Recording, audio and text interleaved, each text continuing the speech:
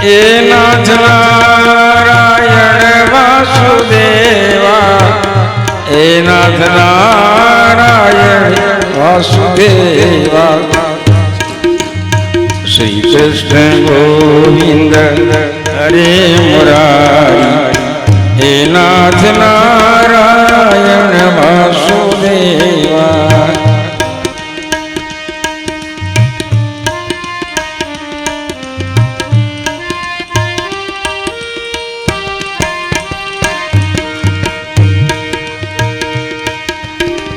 હે નાથ નારાયણ વાસુદેવા, હે નાથ નારાયણ વાસુદેવા. શ્રી કૃષ્ણ ગોવિંદ હરે મુરારી, હે નાથ નારાયણ વાસુદેવા. શ્રી કૃષ્ણ ગોવિંદ હરે મુરારી, હે નાથ નારાયણ વાસુદેવા.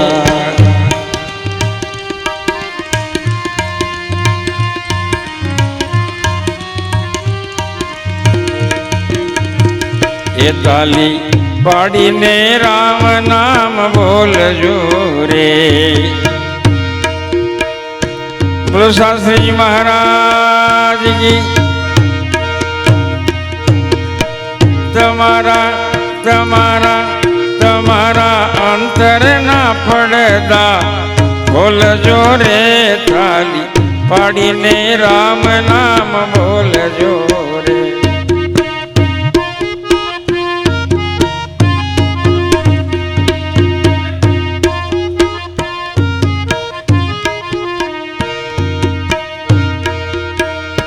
તાલી પાડી મીરાબાએ રામની રે.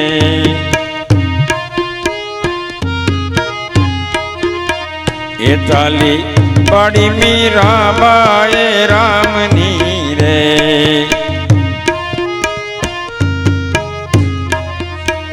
એ તો ગાંડી બની હરિના. ये कभी राम बन के कभी श्याम बन के चले आना, प्रभु जी चले आना. ये कभी राम बन के कभी श्याम बन के चले आना, प्रभु जी चले आना.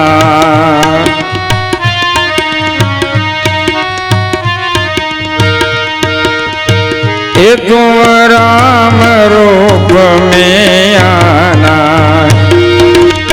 ये तुम राम रूप में आना.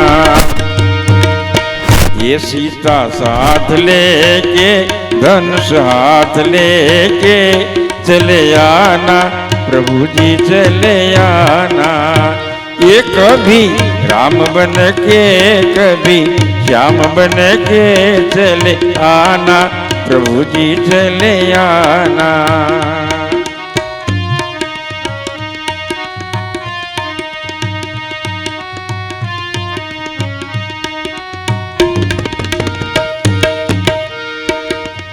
ये तुम शिव रूप में आना, ये तुम शिव रूप में आना. ये उमा साथ लेके डमरू हाथ लेके चले आना, प्रभु जी चले आना.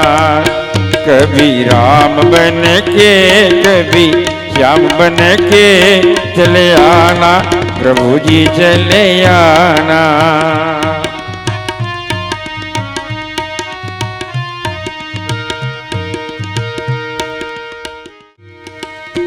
ओम जय जगदीश रे, स्वामी जय जगदीश रे.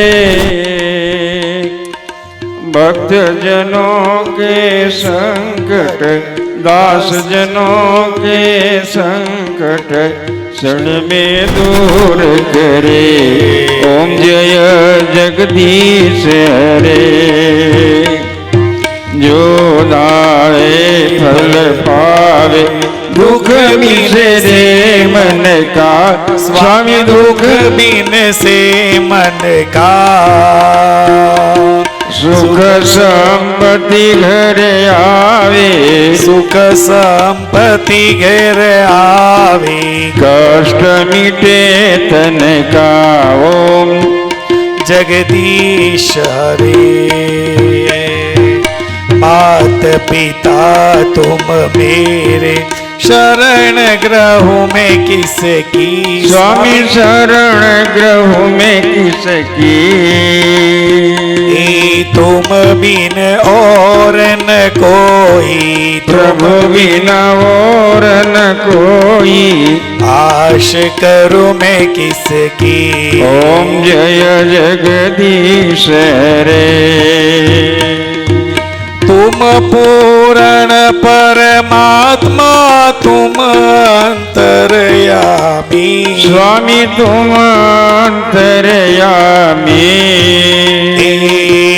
पर ब्रह्म परमेश्वर पर ब्रह्म परमेश्वर तुम सबके स्वामी ओम जय जगदीश रे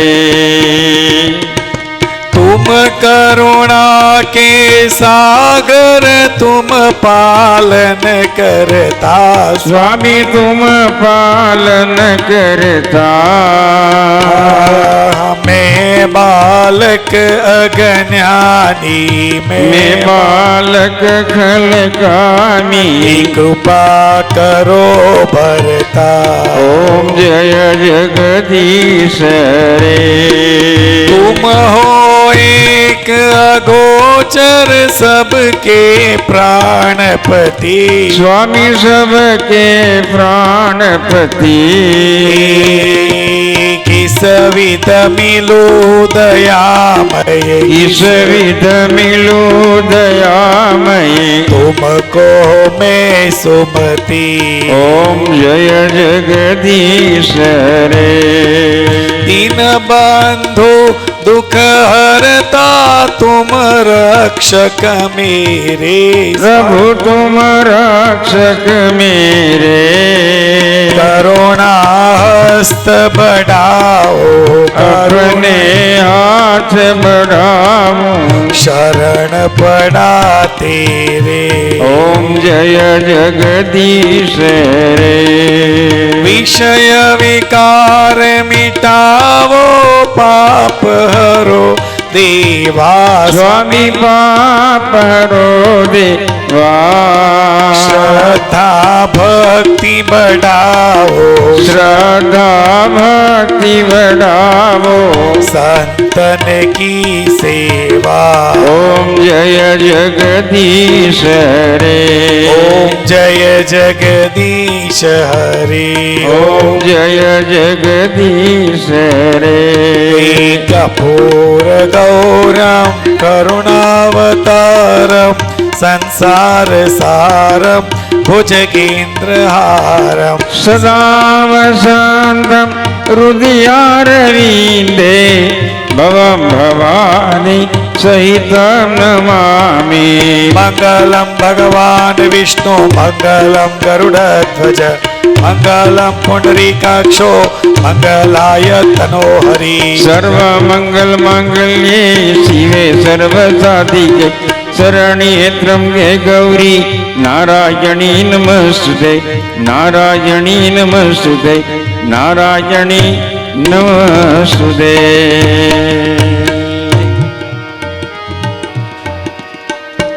ओम नमः शिवाय ओम नमः शिवाय हर हर भोले नमः शिवाय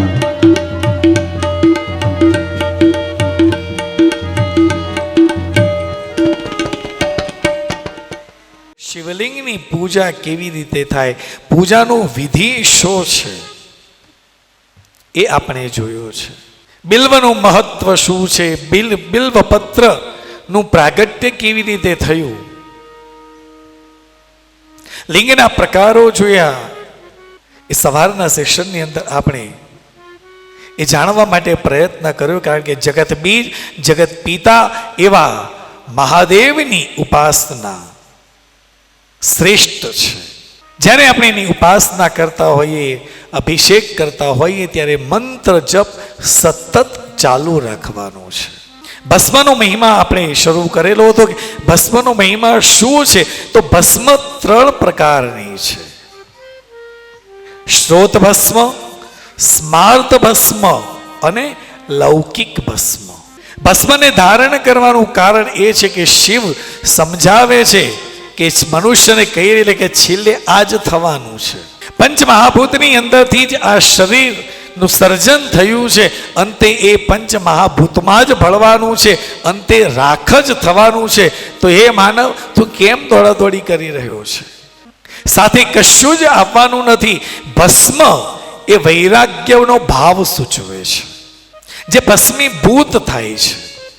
પહેલી ભસ્મનું નામ છે શ્રોત ભસ્મ. જે ભસ્મ વેદ મંત્રોના ઉચ્ચાર કરી યજ્ઞની અંદર આહુતિ આપવામાં આવેલી હોય અને એ જે ભસ્મ તૈયાર થઈ એને કહેવાય છે શ્રોત ભસ્મ, જે શ્રેષ્ઠ કહી છે, પવિત્ર કહી છે.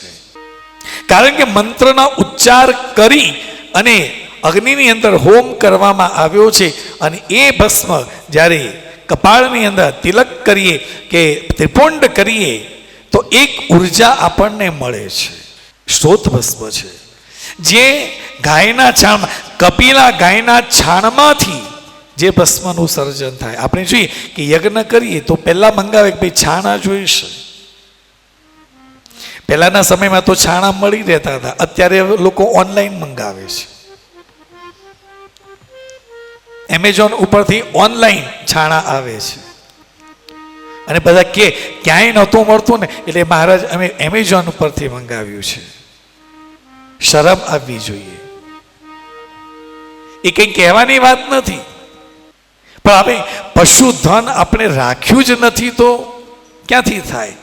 પહેલાના સમયમાં તો કંઈ પણ યજ્ઞ કર્મ કરવાનું હોય તો ગામની અંદર જે લોકોએ ગાયને ઉછેરી છે, જે ગાયને રાખે છે, એમની પાસે જઈ આપણે કહીએ કે ભાઈ આટલા છાણાની જરૂર છે, તૈયાર કરીને આપજો. તો એ તૈયાર કરીને આપે. આપણને ખબર છે એ જે ગાયની સેવા કરી રહ્યો છે એ છાણું જોઈએ. અહીંયા કહ્યું છે કે કપિલા ગાયના છાણમાંથી જે ભસ્મનું સર્જન થાય એને શ્રોત ભસ્મ કહેવાય છે, શ્રેષ્ઠ કહી છે. બીજી સ્માર્ત ભસ્મ, જે ભસ્મ પુરાણોક્ત મંત્રનો ઉચ્ચાર કરી અગ્નિની અંદર હોમ કરવામાં આવેલો હોય કે બીજું કોઈ છાણું લઈ અને એના અંદર સ્વાહાનો ઉચ્ચાર કરી અને એ જે ભસ્મ તૈયાર થઈ એને કહેવાય છે સ્માર્ત ભસ્મ. પણ એની અંદર પુરાણોક્ત મંત્ર છે. મેં અગાઉ કહ્યું એમ કે વેદોક્ત મંત્રનો અધિકાર કેવળ બ્રાહ્મણને છે. કેમ આવું કઈ લોકો કે કેમ બધું તમને અમારાથી ન થાય? એક તો બ્રાહ્મણના કુળમાં જન્મ લેવો અને પછી યજ્ઞોપવિત તમે લો, પછી તમને યજ્ઞોપવિત ધારણ કર્યા બાદ એને ગુરુકુળની અંદર સંસ્કૃતનો અભ્યાસ કરવા જવું પડે. ત્યાં વેદના મંત્રોનો ઉચ્ચાર કેવી રીતે થાય એ ગુરુ શીખવે છે. મેં કહ્યું ને, કોઈ પણ મંત્ર, કોઈ પણ વસ્તુ કરવી છે પહેલા તમે ગુરુને પૂછો, એ શીખવે એમ આવડે તો. બ્રાહ્મણનો બાળક છે એ યજ્ઞોપવિત ધારણ કરી અને એ પાઠશાળામાં ભણવા જાય છે. ત્યાં 5 વર્ષ, 10 વર્ષ, 20 વર્ષ સુધી સતત એ મંત્રનો અભ્યાસ કરે છે. કારણ મંત્રની અંદર એ તાકાત છે કે એ દાખલા તરીકે અગ્નિને પ્રજ્વલિત કરવો છે, એ વખતે એ મંત્રને બોલવામાં આવે ને તો અગ્નિને પ્રજ્વલિત થવું પડે.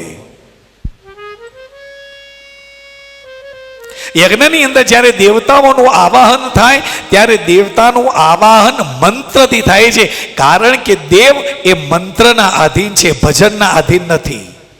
ભજન તમે બનાવેલા છે. વેદની અંદર રહેલો મંત્ર એ ગાયત્રી ત્રિપદાનું સર્જન થયું, ગાયત્રીમાંથી વેદની ઉત્પત્તિ થઈ છે. તો એ જે મંત્રો છે એ શ્રેષ્ઠ છે. એના માટે બ્રાહ્મણના સંતાન દીકરાએ પોતાનું જીવન આખું એને સમર્પિત કર્યું છે. અને એ જે મંત્રનો ઉચ્ચાર કરે ને, સ્પષ્ટ ઉચ્ચાર કરે, એટલે એના વાઇબ્રેશન્સ બંધાય છે. તમે શતચંડી, લક્ષચંડી આ યજ્ઞની અંદર જો તમે હાજરી આપેલી હોય ને, તો એ વખતે વેદના, 4 વેદના જાણનાર બ્રાહ્મણોને બોલાવવામાં આવે અને એ જે મંત્રોચ્ચાર કરે ને, એનાથી એક એવું સુંદર વાતાવરણ બને છે. તમને એમ થાય બસ આજ સાંભળતા રહીએ, મન શાંત થાય છે. દેવો મંત્રના આધીન છે. જો સ્માર્ત ભસ્મ, એ ભસ્મ પુરાણોક્ત મંત્ર દ્વારા તે તૈયાર કરવામાં આવી, એને સ્માર્ત ભસ્મ કહેવાય. અને ત્રીજી કઈ છે લૌકિક ભસ્મ. જે ભસ્મ ચૂલાની અંદર જે તૈયાર થયેલી છે એ પણ ભસ્મ જ છે, પણ એ લૌકિક છે. તમે દરરોજ સવારે ઉઠીને ત્રિપુંડ કરતા હો અને કોઈ વખતે ભસ્મ નથી, તો કહેલું છે કંઈ ન હોય તો લૌકિક ભસ્મને લઈ હાથમાં લઈ તમે એને ત્રિપુંડ કરી શકો છો. પણ એ બાલ ઋષિ એ ભસ્મનો મંત્ર બતાવ્યો છે. સૌ પ્રથમ ભસ્મને ડાબા હાથમાં લેવામાં આવે, જલની અંદર એને મિશ્રિત કરવામાં આવે અને મિશ્રિત કરી હાથની અંદર 2 હાથમાં લઈ ઘસવાની છે અને મંત્રનો પાઠ કરવાનો છે કે જલ રીતિ ભસ્મ, અગ્નિ રીતિ ભસ્મ, થલ રીતિ ભસ્મ, વાયુ રીતિ ભસ્મ, વ્યોમિતિ ભસ્મ. આ ભસ્મને મંત્રોચ્ચાર કરી અને પછી કપાળની અંદર એ ત્રિપુંડ કરવામાં આવે છે. તમે કદાચ જોયું તો બ્રાહ્મણો છે ને, શરીરના દરેક જેટલા જોઈન્ટ છે એ દરેક જગ્યાએ ભસ્મને સ્પર્શ કરવામાં આવે છે. કપાળમાં કરીએ, કંઠમાં કરીએ, ખભા ઉપર આવે, હાથ ઉપર આવે, અહીંયા આવે, અહીંયા આવે, અહીંયા આવે, અહીંયા. શરીરના 32 જગ્યાએ ભસ્મને ધારણ કરવાની કહેલી છે. પણ આપણે એ ન કરી શકીએ તો એ ભસ્મને કપાળમાં ત્રિપુંડ તો કરી શકીએ. ભસ્મનો મહિમા છે. ભસ્મની અંદર એટલી તાકાત છે, કહ્યું છે કે જેની અંદર એક કથા આવે છે કે એક સમયે વૈકુંઠમાં હતી દુર્વાસા મુનિ યાત્રા કરી અને નર્ક તરફ આવી રહેલા હતા. એ વખતે મહારૌરવ કુંડની અંદર એમને જોયું કે મહારૌરવ કુંડની અંદર જે જીવો નરકની યાતનાઓ ભોગવી રહેલા હતા, એ બધા જ જીવો દુઃખી હતા. દુર્વાસા મુનિ ત્યાંથી નરકમાંથી પસાર થઈ રહેલા હતા, ત્યારે એમને જોયું કે લાવને જોવું કે કઈ સજા ભોગવે છે. ત્યારે દુર્વાસા મુનિ એ મહારૌરવ કુંડની અંદર નીચે નમ્યા અને જોયું, પણ એ વખતે એમને ભસ્મને ધારણ કરેલી હતી. એમના કપાળની અંદર જે ભસ્મ હતી એ ભસ્મના રજકણ એ મહારૌરવ કુંડની અંદર પડ્યા. તો જે જીવો જે ચીસો પાડી રહેલા હતા, વેદના સહન કરી રહેલા હતા, એ બધા જ શાંત થઈ ગયા છે. એ બધાને મુક્તિ મળી ગઈ છે. કારણ એ ભસ્મના રજકણ જે હતા એ મહારૌરવ કુંડની અંદર પડ્યા. બધા જ જીવોને મુક્તિ મળી છે, બધા શાંત થઈ ગયા. યમરાજાને ખબર, જોયું કે ભાઈ મહારૌરવ કુંડની અંદર આટલી બધી અવાજ આવતો હતો, ચીસો પડતી હતી, એ બધું કેમ શાંત થઈ ગયું? તપાસ કરાવડાવી. બધા જ જીવો શાંતિથી બેઠેલા હતા, એમને મુક્તિનો અનુભવ થઈ રહેલો હતો. ત્યારે યમરાજાએ પૂછ્યું કે આવું કેવી રીતે થયું? તપાસ કરાવડાવી તો ખબર પડી કે અહીંયાથી દુર્વાસા મુનિ પસાર થયા.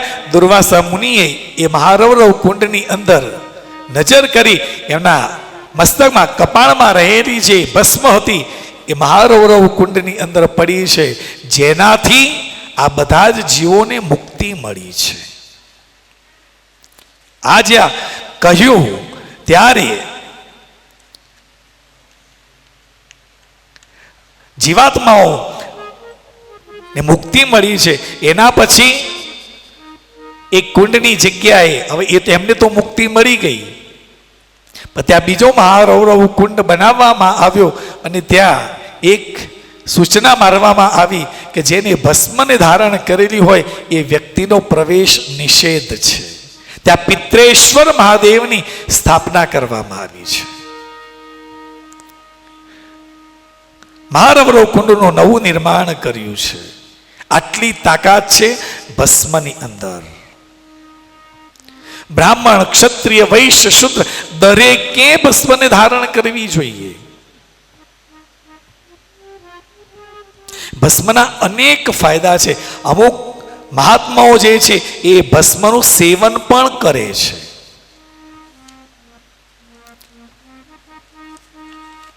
કહેલું છે કે ભસ્મનું ત્રિપુંડ કરાય, ભસ્મની પ્રસાદ તરીકે લેવાય. તમે કદાચ શિરડી સાઈબાબાએ જતા હો ને, ત્યાં પણ તમને ભસ્મ મળે છે. લોકો ત્યાંથી લઈને આવે છે.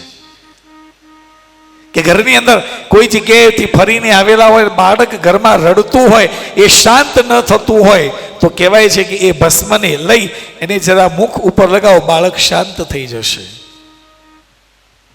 એની પાછળનું કારણ બીજું કંઈ નહીં, જે મંત્રોથી જે ભસ્મ તૈયાર કરવામાં આવી છે એ ભસ્મનો સ્પર્શ થવાથી પણ આટલી અસર થાય છે સાહેબ. બીજું, આપણી બાજુ તમે જુઓ તો આ ઉનાળાની સિઝન હોય તો ઘણા મહાત્માઓ છે ને એ કઠોર તપશ્ચર્યા કરે છે. અગ્નિની ઉપાસના કરી, અગ્નિ ચારે બાજુ સળગાવી, ચાર દિશામાં છાણા મૂકી અને વચ્ચે છાણાનો એક કહેવાય ને એ ઢગલા કરી અને એ જગ્યાને શુદ્ધ કરી અને આ છાણાને પ્રગટાવવામાં આવે અને એ અગ્નિની વચ્ચે બેસી એ મહાત્મા કઠોર તપશ્ચર્યા કરે છે. આપણને એમ થાય ઉપર 45 ડિગ્રી ટેમ્પરેચર અને આજુબાજુ આ ચાર ખૂણામાં ઢગલા કરેલા છે છાણાના, એને પ્રગટાવ્યા છે અને એ ગરમી અને મધ્યની અંદર એક ઢગલો છે એને પ્રગટાવીને એની બાજુમાં બેસી અને તપશ્ચર્યા કરે. વિચાર કરો શરીરને કેટલી વેદના થતી હશે. પણ તમે સાથે જુઓ એ જ્યારે ત્યાં ધ્યાન કરવા માટે બેસે, ઉપાસના કરવા માટે બેસે, કઠોર તપશ્ચર્યા કરતા હોય ને, ત્યારે એમના શરીર ઉપર પેલા જળ લગાવવામાં આવે અને એના ઉપર ભસ્મ લગાવવામાં આવે. આખા શરીર ઉપર, માથાથી લઈ બેઠા છે આખા શરીર ઉપર ભસ્મનું લેપન કરવામાં આવે અને એ ઉપાસના કરે, જેનાથી એ જે ગરમી છે ને એ ગરમીની અસર એમને થાય જ નહીં. કારણ કે શરીરના બધા જ છિદ્રો ભસ્મના લેપનથી ઢાંકી દેવામાં આવ્યા છે. છિદ્ર ખુલ્લા હોય તો તમને ઠંડીની ગરમીની અસર થાય, પણ તમે ભસ્મનું લેપન કર્યું હોય ને, જે મહાત્માઓ હિમાલય જેવા પર્વતની અંદર જે તપશ્ચર્યા કરે છે, આપણે ઘણા બધા વિડીયો જોઈએ છીએ, એ આખા શરીરે ભસ્મ લગાવી અને બરફમાં બેસીને ધ્યાન કરે છે, તપશ્ચર્યા કરે છે. બહાર ગમે તેટલી ઠંડી હોય પણ શરીરને એની અસર ન થાય. આ ભસ્મનો મહિમા છે.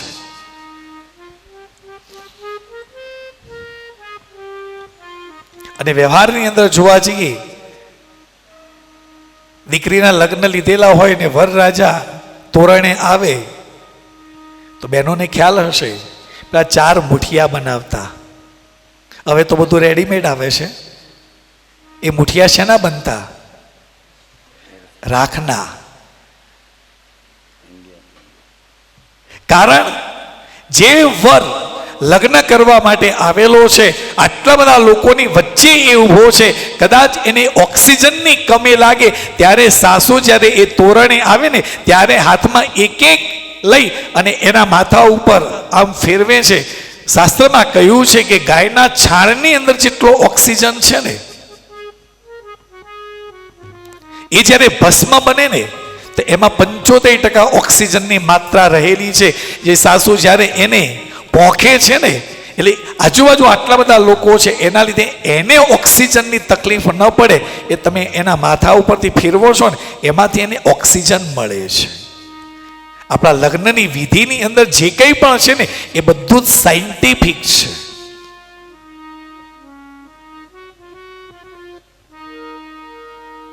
ઘણું બધું કહેવાનું છે.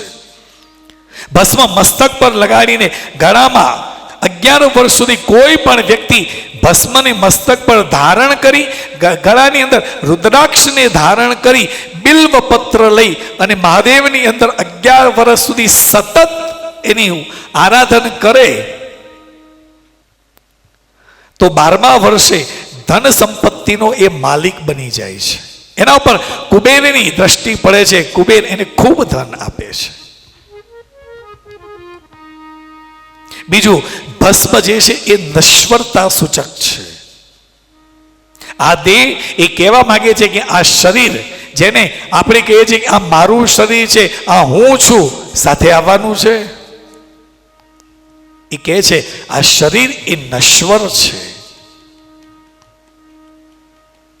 ભસ્મનો પહેલો ફાયદો સૂચક છે. આ દેહ નશ્વર છે, એનું ભાન વારંવાર ધારણ કરવાથી આપણને ખ્યાલ આવે છે. બીજું, તમે ભસ્મને ધારણ કરી હોય ને, કોઈ જ દિવસ તમને માખી કે મચ્છર તમારા શરીર ઉપર આવીને બેસશે નહીં. જેના શરીર ઉપર ભસ્મ લગાડી હોય એને પાસે માખી મચ્છર આવે નહીં.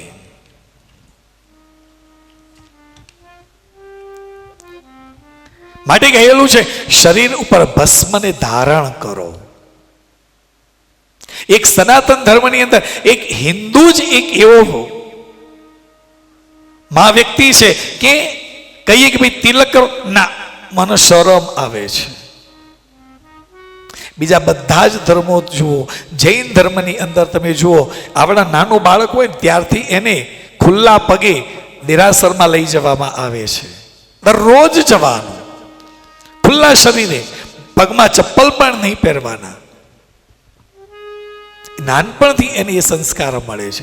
અને ત્યાં જાય એટલે એને પણ ચંદનનું તિલક કરવામાં આવે છે, સુખડનું તિલક કરવામાં આવે છે. દરેક ધર્મની અંદર જશો તો અઠવાડિયાની અંદર એ લોકો દરરોજ જાય છે, પણ અઠવાડિયાની અંદર એક દિવસ તો આપણે આપણા માટે રાખીએ કે ભાઈ બેટા આપણે આ દિવસે મંદિરે જવાનું. ભલે દરરોજ ન જઈ શકો, પણ એક દિવસ તો ફિક્સ રાખો. લોકો કે મારે સોનાની રુદ્રાક્ષની માળા છે, એ દેખાડવા માટે છે, એ શ્રદ્ધાથી કે ભાવથી નથી પહેરી. કોઈ કે રુદ્રાક્ષ, અરે આપણે સોનાની આમ 2 માળાઓ છે, બતાવવા માટે નથી. એના ફાયદા શું છે એ જાણો અને પછી પહેરો. ભસ્મનું ત્રિપુંડ કરો, એ ભસ્મનું તિલક કરીને નીકળો, બીજું કંઈ ના. અરે ભસ્મ ન કરી શકો તો ચંદનનું તિલક કરો, કંકુનું તિલક કરો. કરવું જ જોઈએ, જેનાથી ખબર પડે કે આ હિન્દુ છે. ગળાની અંદર રુદ્રાક્ષને ધારણ કરો. ખબર નથી પડતી કે ના, ખરાબ લાગે, ઓફિસની અંદર ખરાબ લાગે. એક ઉદાહરણ યાદ આવે છે કે એક ઓફિસની અંદર એક ભાઈ કામ કરે, જોબ કરતા હતા, પણ એ જે ભાઈ હતા એ મહાદેવના ઉપાસક હતા. એ દરરોજ મસ્તક પર ત્રિપુંડ કરી અને ઓફિસે જાય. પણ જે શેઠના ત્યાં નોકરી કરતા હતા એ શેઠ વૈષ્ણવ હતા. શેઠે જોયું કે આ દરરોજ ત્રિપુંડ કરીને આવે છે. શેઠે એને બોલાવ્યો અને કહ્યું કે ભાઈ, તું મારે ત્યાં નોકરી કરે છે ને, કાલથી તારે ત્રિપુંડ નહીં કરવાનું, તારે ચંદનનું તિલક કરીને આપવાનું. આમ કહ્યું. બીજો દિવસ, ત્રીજો દિવસ, ચોથો દિવસ, શેઠે કહ્યું એ વાત ખાલી સાંભળી, પણ આ દરરોજ ત્રિપુંડ કરીને જ આવે. શેઠને બહુ ખોટું લાગે કે હું એને કહું છું, મારી વાત માનતો નથી. કારણ કે એ ઉપાસક શિવનો છે. વૈષ્ણવે જે બોસ હતા એને કહ્યું કે ભાઈ આજ તને છેલ્લી વોર્નિંગ છે. મેં તને કહ્યું આવતીકાલે જો તું ચંદનનું તિલક કરીને નહીં આવે તો તો હું તને નોકરીમાંથી કાઢી મૂકીશ, જો ભસ્મનું ત્રિપુંડ કરીશ તો તને કાઢી મૂકીશ, ચંદનનું તિલક કરીને જ મારી ઓફિસમાં આવવાનું.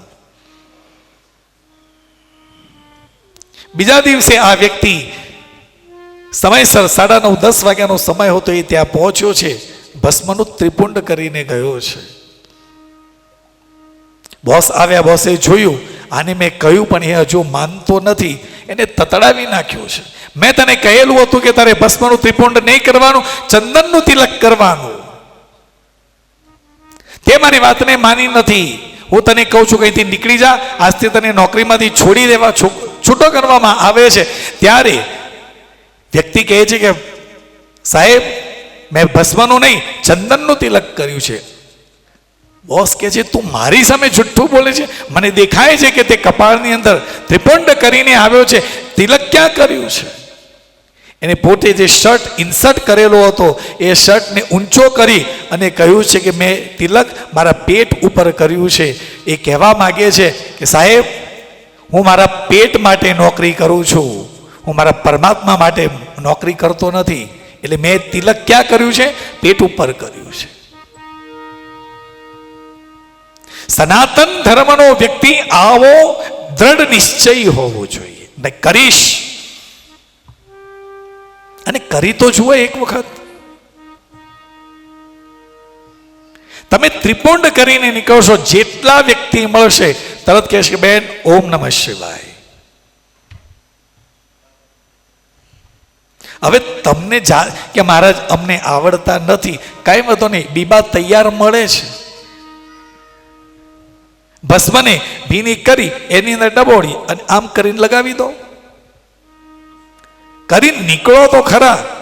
જેટલા લોકો મળશે એટલા લોકો તમને કહેશે કે ભાઈ નમઃ શિવાય, હર હર મહાદેવ. આટલી તાકાત ખાલી તિલકમાં છે. તો જો આ શરીરને જો શિવને અર્પણ કરી દઈએ તો કેટલી બધી તાકાત મળે. ભસ્મનો મહિમા ખૂબ છે. કહ્યું છે કે ભસ્મ શરીરમાં પધરાવો એનો મતલબ એ થાય કે અંદર રહેલું તત્વ તમારા શરીરની અંદર જાય છે. જે તત્વ છે, જે નિત્ય ભસ્મધારી છે, એ ક્યારે અશુદ્ધિ પણ એને પ્રાપ્ત થતી નથી. એની અંદર વિકારો આવતા નથી. એને વૈરાગ્યની પ્રાપ્તિ થાય છે. ખાલી ભસ્મ લગાવવાની એક વખત તો પ્રયત્ન કરો. આ ભસ્મનો મહિમા કયો છે. ભસ્મની અંદર 3 આપણે રેખાઓ મસ્તક પર ધારણ કરીએ છીએ. એમાં કહેલું છે કે આ 3 રેખાઓની અંદર એક રેખાની અંદર 9 દેવતાઓનો વાસ છે.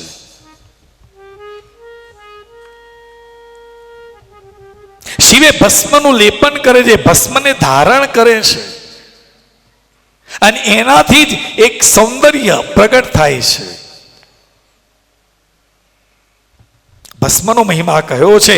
એના પછી રુદ્રાક્ષનો મહિમા જાણવાની ઈચ્છા શૌનકાદી ઋષિમુનિઓની થયેલી છે. ત્યારે સુતજી રુદ્રાક્ષનો મહિમા સમજાવતા કહે છે કે દરેક વ્યક્તિએ રુદ્રાક્ષને ધારણ કરવો જોઈએ. આપણે તો પશુપતિનાથ નક્ષત્રની અંદર છીએ. તમે જુઓ, અહીંયા તમે પશુપતિનાથની ના દર્શન માટે જઈએ, પૂજાની થાળી લઈને જઈએ તો એમાં રુદ્રાક્ષની માળા પણ મૂકવામાં આવે છે. એ રુદ્રાક્ષની માળાને સ્પર્શ કરી તમને જ પહેરાવવામાં આવે છે. તમે જુઓ, જેટલા લોકો જઈને આમ રુદ્રાક્ષની માળા કેવા સરસ લાગે. કારણ કે આ પ્રદેશની અંદર રુદ્રાક્ષ ખૂબ થાય છે. પંચમુખી રુદ્રાક્ષ ખૂબ મળે છે. ધારણ કરો, ધારણ કરવી જોઈએ. કારણ રુદ્રાક્ષની માળા માટે કહેવામાં આવ્યું છે કે ભગવાન શિવે ગૌડ પ્રદેશમાં એક વખત ગયા હતા. મહાદેવજી ખાલી કૈલાસમાં જ નથી બેઠા, ત્યાં જ તપશ્ચર્યા નથી કરી. હિમાલયના દરેક ક્ષેત્રોમાં જઈ અને શિવે તપશ્ચર્યા કરી છે. મહાદેવજીની શિવ મહાપુરાણની અંદર રહેલી કથા સાંભળો તો તમને ખબર પડે ક્યારે એ મરુત પ્રદેશમાં ગયા છે, ક્યારે ગૌડ પ્રદેશમાં ગયા છે. દરેક જગ્યાએ મહાદેવે ઉપાસના કરી છે, તપશ્ચર્યા કરી છે. મહાદેવજી એ સાધના કરી છે. એક વખત ગૌડ પ્રદેશમાં મહાદેવજી ગયા અને ખૂબ સુંદર જગ્યા હતી, ત્યાં બેસી અને ધ્યાનસ્થ અવસ્થાની અંદર બેઠા છે. અને મહાદેવજી જ્યારે ધ્યાનમાં બેસે ને એટલે એમને ખ્યાલ રહે જ નહીં કે કેટલો સમય થયો. એની ગણતરી આજુબાજુ જે બીજા ઋષિઓ હોય એ કરે. આ ગૌડ પ્રદેશની અંદર મહાદેવે 1000 વર્ષ સુધી તપશ્ચર્યા કરી છે, સાધના કરી છે. પદ્માસન વાળી અને સંયમ સાથે 1000 વર્ષ સુધી તપશ્ચર્યા કરી અને મહાદેવજી જ્યારે સમાધિમાં જતા રહે એટલે એમને ખબર ન હોય, પણ મહાદેવજી જ્યાં સમાધિ લગાવી છે એના દર્શન કરવા માટે આજુબાજુના જે લોકો હોય, મુનિઓ હોય, સંતો હોય, એ એમના દર્શન કરવા માટે આવે. જુએ કે મહાદેવજી તપશ્ચર્યા સમાધિની અંદર લાગેલા છે. દરરોજ સવાર પડે, સવાર, બપોર, સાંજ જ્યાંથી કોઈ પસાર થતો હોય બધા જ આમ એમના દર્શન કરે કે પ્રભુ સમાધિમાંથી જ્યારે જાગે અને એ વખતે જો એમની કૃપા, એમની દ્રષ્ટિ આપણા ઉપર પડે ને તો આપણો જન્મારો ધન્ય થઈ જાય. 1000 વર્ષ સુધી આ ગૌડ પ્રદેશની અંદર શિવજીએ તપશ્ચર્યા કરી છે. બધા જ લોકો દરરોજ આવીને એમની સામે ઊભા રહે, પ્રભુ આપના દર્શન થાય, આપના દર્શન થાય, આપની દ્રષ્ટિ અમારા ઉપર પડે.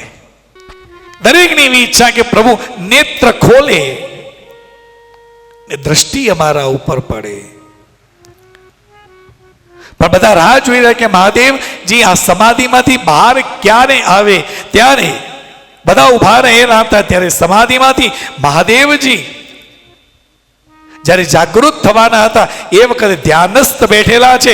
શાંભવી મુદ્રાની અંદર એમને આંખ ખોલી છે.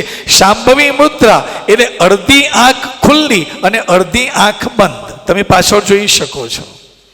આખા નેત્રો ન ખોલે.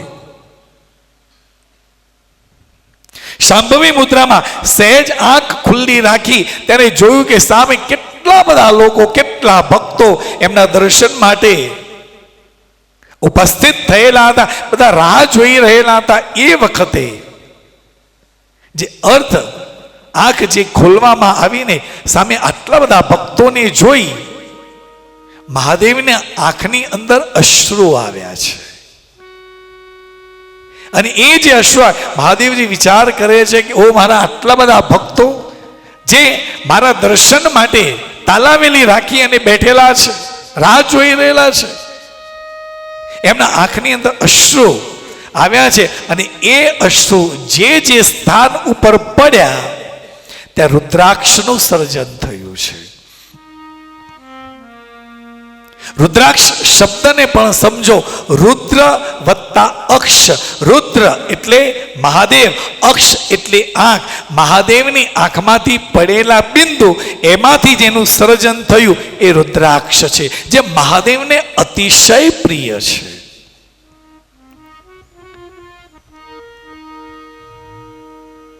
એ જે આંખમાંથી અશ્રુ નીકળ્યા ને એ અશ્રુ કયા હતા? હર્ષના હતા. તમે પણ જુઓ, કોઈ પણ જગ્યાએ જઈએ અને ઘણા બધા લોકો હોય, તમારી રાહ જોતા હોય અને તમે જાઓ, એવા બધા ખુશ થઈ જાય તો તમારી અંદર પણ હર્ષના આંખની અંદર અશ્રુ આવે કે આટલું બધું લોકો મને માન આપે છે.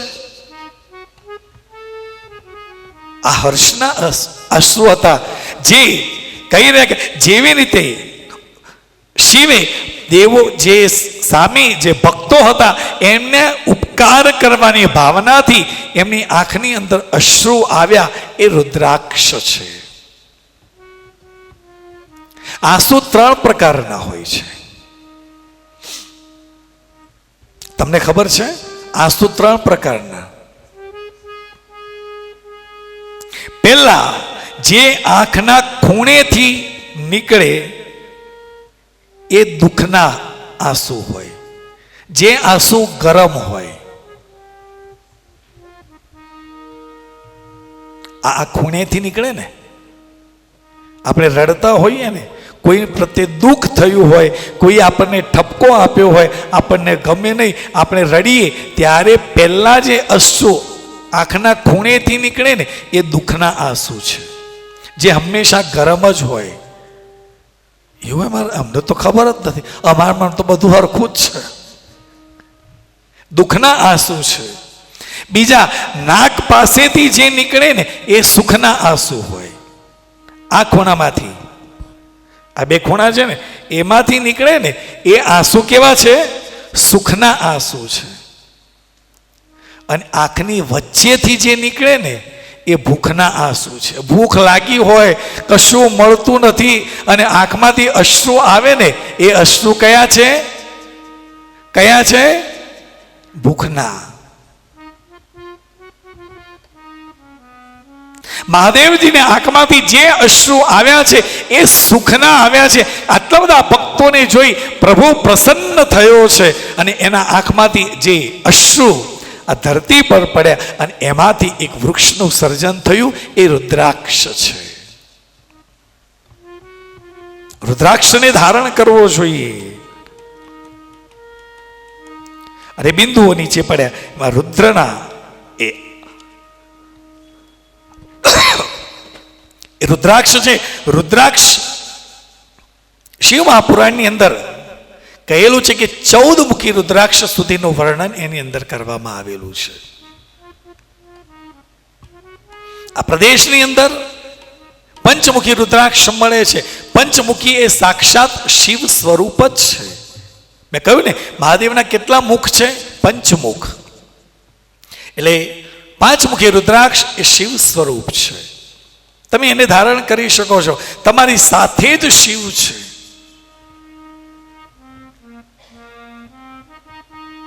પણ મોટા ભાગે આપણે જોઈએ કે લોકો કે ભાઈ તમે નેપાળમાં જાઓ છો ને એક કામ કરો ને, અમારા માટે 1 મુખી રુદ્રાક્ષ લેતા આવજો ને.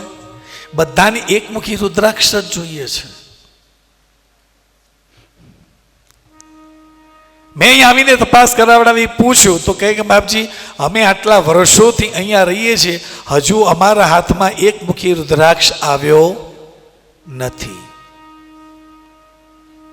તો માર્કેટમાં આટલા બધા વેચાય છે, આવે છે ક્યાંથી?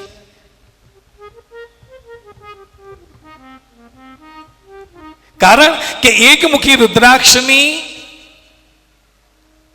જે ઉર્જા છે ને એ એટલી જબરજસ્ત છે. જે કોઈ પણ વ્યક્તિ પાસે 1 મુખી રુદ્રાક્ષ હોય એના ઘરે કોઈ દિવસ ગ્રહ પીડા, સર્પ પીડા ક્યારેય ન થાય. એને ત્યાં લક્ષ્મીનો ભંડાર અખૂટ ભરેલો રહે. એને કોઈ દિવસ કોઈ અપમૃત્યુ ન થાય. હવે આવો રુદ્રાક્ષની જો એની તાકાત હોય તો કોઈ વેચે ખરું? બધાની 1 મુખી રુદ્રાક્ષ જોઈએ છે. પણ 1 મુખી રુદ્રાક્ષ એ સાક્ષાત લક્ષ્મીનું સ્વરૂપ છે. પણ શિવ મહાપુરાણ કહે છે જેને પરમાત્માનો અનુભવ કરવો છે એને 14 મુખી રુદ્રાક્ષને ધારણ કરવો જોઈએ.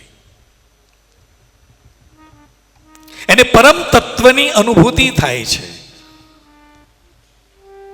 કેટલા મુખી રુદ્રાક્ષ? 14 મુખી રુદ્રાક્ષ. વિદ્યાની પ્રાપ્તિ જેને કરવી છે એને 3 મુખી રુદ્રાક્ષ ધારણ કરવો જોઈએ. અલગ અલગ રુદ્રાક્ષનો મહિમા બતાવવામાં આવ્યો છે. 1 મુખી રુદ્રાક્ષ, 2 મુખી રુદ્રાક્ષ, 3 મુખી, 4 મુખી.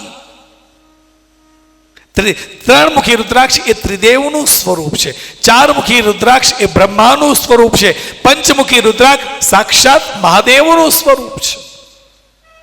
6 મુખી રુદ્રાક્ષ એ કાર્તિકેયનું સ્વરૂપ છે. દરેકનું મહત્વ છે. પણ શિવ મહાપુરાણ કહે છે કે જેને પરમ તત્વની પ્રાપ્તિ કરવી છે એ મનુષ્ય એ ભક્તએ 14 મુખી રુદ્રાક્ષને ધારણ કરો તો એને પરમ તત્વની પ્રાપ્તિ થાય છે. 14 મુખી રુદ્રાક્ષને ધારણ કરે તો ચોક્કસ એને પરમાત્માની અનુભૂતિ થાય છે.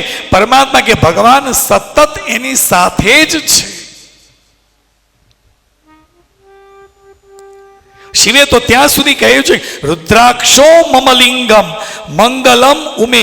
હે ઉમે, જે આ રુદ્રાક્ષ છે મમલિંગમ, બીજે ક્યાંય ન જાય, એને એ રુદ્રાક્ષને ધારણ કર્યો ને એ મને જ ધારણ કરી અને આ ધરા ઉપર વિચરણ કરી રહેલું છે. રુદ્રાક્ષને ધારણ કરો કે શિવલિંગની ઉપાસના કરો, બંને સેમ છે, સરખો જ છે.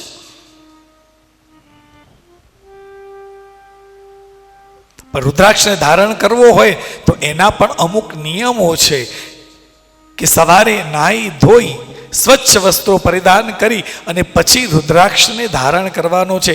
સોમવારના દિવસે મહાદેવની પૂજા કરી આ રુદ્રાક્ષને ભગવાનને અર્પણ કરવાનો, એનો સ્પર્શ કરાવવાનો અને દિવસ જે સારો છે સોમવારનો એ દિવસે એને ધારણ કરવાનો છે. ધારણ કર્યા બાદ પણ કહ્યું છે કે વોશરૂમ જઈએ કે જ્યારે આપણું અપવિત્ર હોઈએ ત્યારે રુદ્રાક્ષને કાઢીને પહેલા મૂકી દેવાનો છે. રાત્રે સૂતી વખતે રુદ્રાક્ષને ગળામાંથી કાઢી માળાને કાઢી નિજ મંદિરમાં પધરાવી દેવાનું. બીજા દિવસે સવારે નાહી ધોઈ મંદિરમાંથી લઈ પાછો ધારણ કરવાનો છે. વિધિ છે સાહેબ. એમને પછી લોકોને દેખાડવા માટે પહેરીએ પણ એનો પછી એની અનુભૂતિ ન થાય. રુદ્રાક્ષને ધારણ કરેલો છે અને કોઈ વ્યક્તિનું મૃત્યુ થયું, એ મૃત્યુ થયા બાદ તમે જ્યારે એની સાથે સ્મશાને જાઓ છો ત્યારે રુદ્રાક્ષને કાઢી અને જવાનું છે, પહેરીને ન જવાય. આ નિયમો છે, કારણ કે એવા નિયમો અમારા માટે પણ છે. અમે બ્રાહ્મણ છીએ, બ્રાહ્મણ તરીકે અમે યજ્ઞોપવિત ધારણ કરી ત્યારે કંઈ પણ ઘરની અંદર કે સમાજની અંદર કે કુટુંબની અંદર કોઈનું મૃત્યુ થયું હોય અને સ્મશાને જઈએ, સ્મશાને જઈને આવી આપણે શરીરને પવિત્ર કરીએ, પણ બીજા દિવસે સવારે યજ્ઞોપવિતને પણ બદલી દેવી પડે. નિયમો એવું નથી કે તમારા માટે જ છે, નિયમો બધાની માટે છે. અને એ નિયમનું પાલન કરી અને જો એ વસ્તુ કે એ રુદ્રાક્ષને ધારણ કરો કે તુલસીની માળા ધારણ કરો તો એનું ફળ ચોક્કસ મળે છે. જે વૈષ્ણવો છે તમે જોયું હશે કે વૈષ્ણવો જેના ઘરની અંદર લાલાની સેવા હોય, પૂજા હોય ને, એ વડીલ જે છે ને એ પૂજા કરે ને એ રૂમમાં પણ કોઈને આવવા ન દે. નહીં, કોઈ નહીં. નાહી ધોઈ અને પછી જ પ્રવેશ કરો.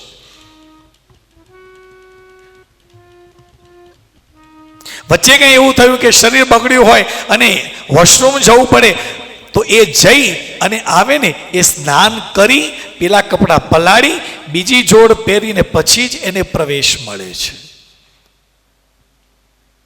વૈષ્ણવના મંદિરની અંદર પણ કહેવાય અપરસ છે. ભગવાનને જ્યારે ભોગ ધરાવવાનો હોય ત્યારે આપણે જેમ જઈ અને રસોડામાંથી જે દાળ ભાત શાક બનાવે એ થાળીમાં લઈને જઈને ભગવાનને ધરાવી દઈએ, એવું વૈષ્ણવના મંદિરની અંદર ન હોય.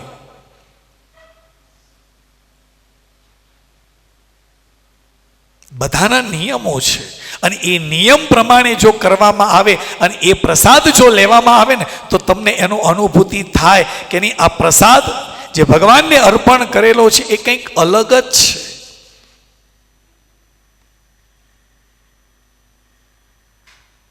દરેકના નિયમો છે. 14 મુખી રુદ્રાક્ષ સુધીની વાત કહી છે. રુદ્રાક્ષને જે વ્યક્તિ ધારણ કરે એની પાસે પ્રેત આવી શકતું નથી. આ રુદ્રાક્ષ ધારણનો મહિમા કયો છે, દરેક વ્યક્તિ ધારણ કરી શકે. અને આખી માળા તમે ધારણ ન કરી શકો તો એક મણકો આપણે દોરાની અંદર ચાંદીનો દોરો હોય કે લાલ દોરો હોય એની અંદર રાખી અને તમે ગળામાં ધારણ કરી શકો છો. શ્રેષ્ઠ છે. આ વાત સાથે આખી વિદ્યેશ્વર સંહિતા ભગવાન ભોળાનાથના ચરણની અંદર અર્પણ કરીએ. આગળની કથા લઈએ એ પહેલા એક ખૂબ સુંદર ભજન લઈએ. ભજન માટે અમારા સુપુત્ર એવા ઋષિરાજ એ ભજન માટે આવે છે. એ ભજન લઈએ અને પછી આપણે રુદ્ર સંહિતાની અંદર પ્રવેશ કરીએ. વેશધારી ભોળો વેશધારી, એને નડતી નથી મોંઘવારી, ભોળો કેવો વેશધારી. એને નડતી નથી મોંઘવારી, ભોળો કેવો વેશધારી. વેશધારી ભોળો વેશધારી. વેશધારી ભોળો વેશધારી.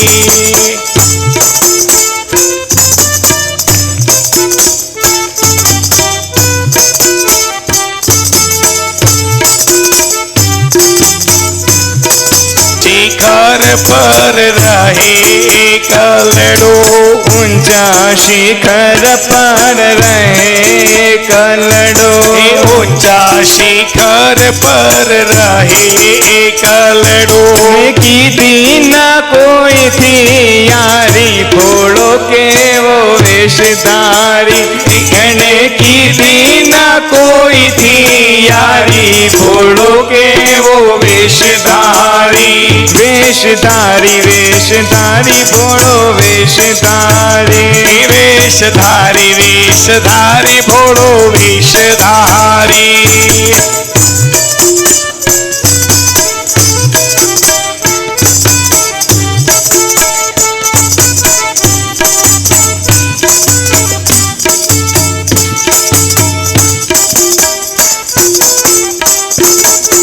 હે આભૂષણ એના હાલતા ને ચાલતા. હે આભૂષણ એના હાલતા ને ચાલતા.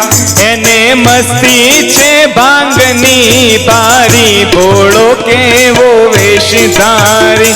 એને મસ્તી છે ભાંગની બારી, ભોળો કેવો વેશધારી. વેશધારી ભોળો વેશધારી. વેશધારી ભોળો વેશધારી.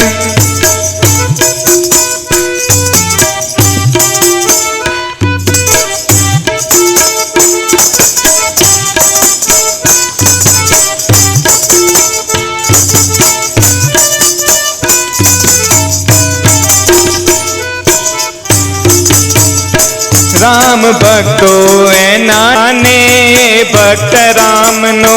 રામ ભક્તો એના ને ભક્ત રામનો. એને કીધી છે લીલા ન્યારી, ભોળો કેવો વેશધારી. એને કીધી છે લીલા ન્યારી, ભોળો કેવો વેશધારી. વેશધારી ભોળો વેશધારી. વેશધારી ભોળો વેશધારી. અરે ઓ દ્વારકાવાળા પ્રભુ તું દ્વારકાવાળા, મારે ગુણ તારા ગાવા, મારે ગુણ તારા ગાવા. અરે ઓ દ્વારકાવાળા પ્રભુ તો દ્વારકાવાળા.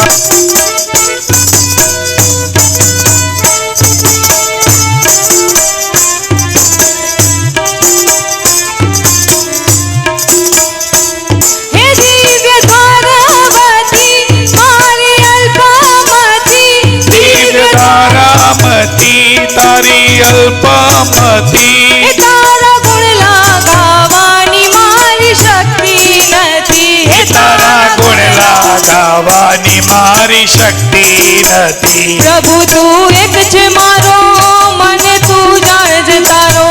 પ્રભુ તું એક છે મારો, મને તું જાણજે તારો. મારે ગુણ તારા ગાવા, મારે ગુણ તારા ગાવા. અરે ઓ દ્વારિકાવાળા પ્રભુ તું દ્વારિકાવાળા. અરે ઓ દ્વારિકાવાળા પ્રભુ તું દ્વારિકાવાળા.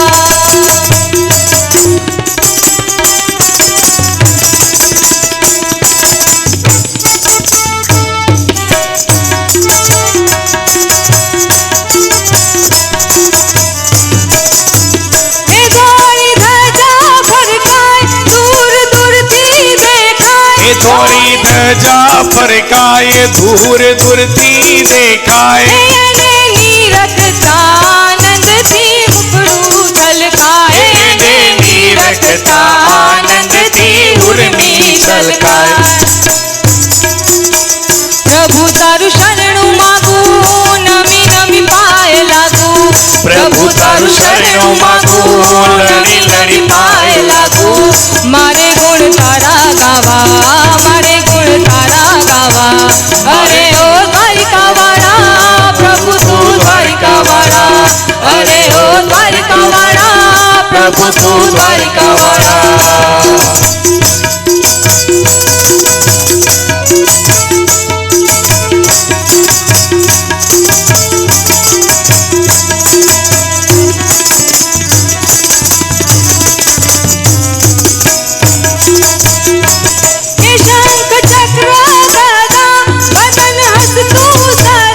ચક્ર ગદા ચરખા વદન હસતું સદા શોભે અભય દાન ભક્તોને થાય પદ્મ શોભે અભય દાન ભક્તોને થાય ગળે વૈજંતી માળા એવા છો દિન દયાળા ગળે વૈજંતી માળા એવા છો દિન દયાળા મારે ગુણ તારા ગાવા મારે ગુણ તારા ગાવા અરે ઓ દ્વારિકા વાળા પ્રભુ તું દ્વારિકા વાળા અરે ઓ દ્વારિકા વાળા પ્રભુ તું દ્વારિકા વાળા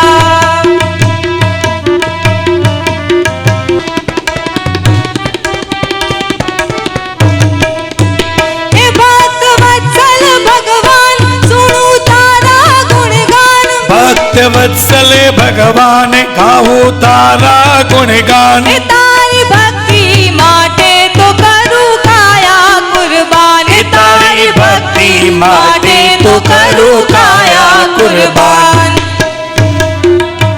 તારા દર્શન નો લાવો ફરી નહીં મળશે આવો તારા દર્શન નો લાવો ફરી નહીં મળશે આવો લાગી મને તારી માયા લાગી મને તારી માયા લાગી મને તારી માયા લાગી મને તારી માયા અરે ઓ દ્વારિકા વાળા પ્રભુ તું દ્વારિકા વાળા અરે ઓ દ્વારિકા વાળા પ્રભુ તું દ્વારિકા વાળા અરે ઓ દ્વારિકા વાળા પ્રભુ તું દ્વારિકા વાળા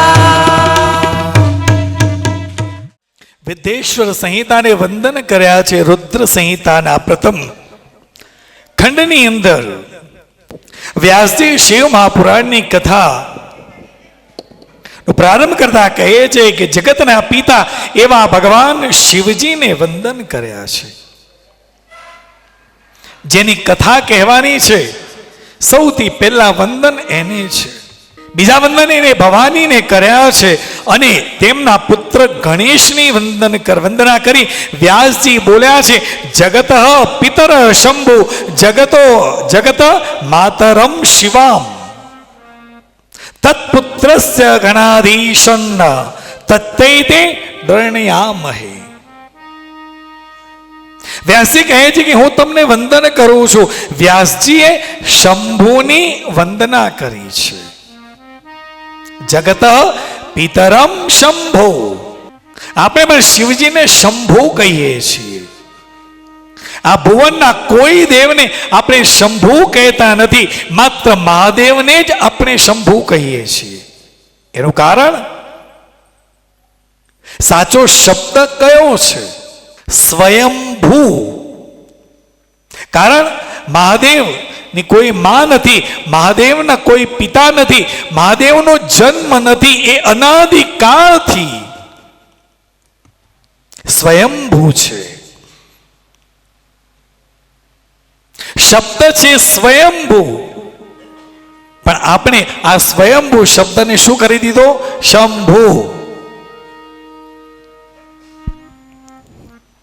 કોઈ પિતા દ્વારા એમનું પ્રાગટ્ય થયું નથી એ ખુદ સ્વયંભૂ છે જગતના પિતા શંભુ હું આપને વંદન કરું છું અને આપણે પણ ધૂન કરીએ છીએ ને ઘણા માણસો એવું માને છે કે ભગવાન બહુ ભોળો છે જો ભગવાન ભોળો હોય તો આખા વિશ્વનું, આખા બ્રહ્માંડનું સંચાલન કરી શકે? ભોળો માણસ પોતાનું ઘર ન ચલાવી શકે. અહીં આપણે ભગવાનને ભોળો કયો છે, જે વિશ્વનો માલિક છે, જે 14 બ્રહ્માંડ નહીં અનંત કોટી બ્રહ્માંડનો જે સ્વામી છે, માલિક છે, એને આપણે ભોળો કયો છે. શાસ્ત્રકારો કહે છે કે સજ્જન માણસોનું આભૂષણ એ ભોળપણ છે. જે ભોળો વ્યક્તિ હોય ને એની સમજણ બધી જ પડે છે. પણ દુનિયા એવું માને છે, આપણે સમાજની અંદર પણ આવો કોઈ વ્યક્તિ ભોળો હોય તો આપણે ભોળા વ્યક્તિને કેવો સમજીએ છીએ? કહેશે આપણે ભોળા વ્યક્તિને શું કહીને સંબોધીએ છીએ? ભોળો એટલે ગાંડો છે, એને ક્યાં કશી ખબર પડે છે, કરી લો ના.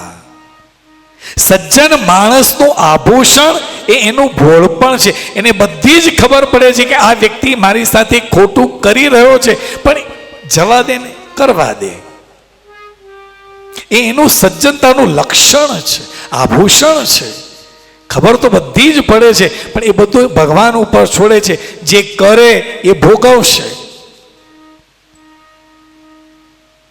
આ સંસારની અંદર રહેલો વ્યક્તિ એમ સમજે છે કે હું જે કંઈ પણ કરું છું, જે કંઈ પણ કાળા ધોળા કર્યા, મેં કોઈને છેતરી લીધો, તે છેતરી લીધો, તે તને એમ છે કે કોઈ જોતું નથી, પણ કોઈક તો જોઈ રહ્યું છે. કોઈક શક્તિ છે એ જોઈ રહી છે. 24/7 તમારા ઉપર કેમેરો લાગેલો જ છે. સીસીટીવી કેમેરા, જેમ આપણે હોટલમાં હોઈએ, રૂમમાં હોઈએ, મોલમાં જઈએ તો આપણે કેટલા લખેલું હોય છે, તમે સીસીટીવી કેમેરાની નજરમાં છો. આપણે કેટલા સજાગ થઈ જઈએ છીએ. એ તો 24 કલાકની વાત છે સાહેબ.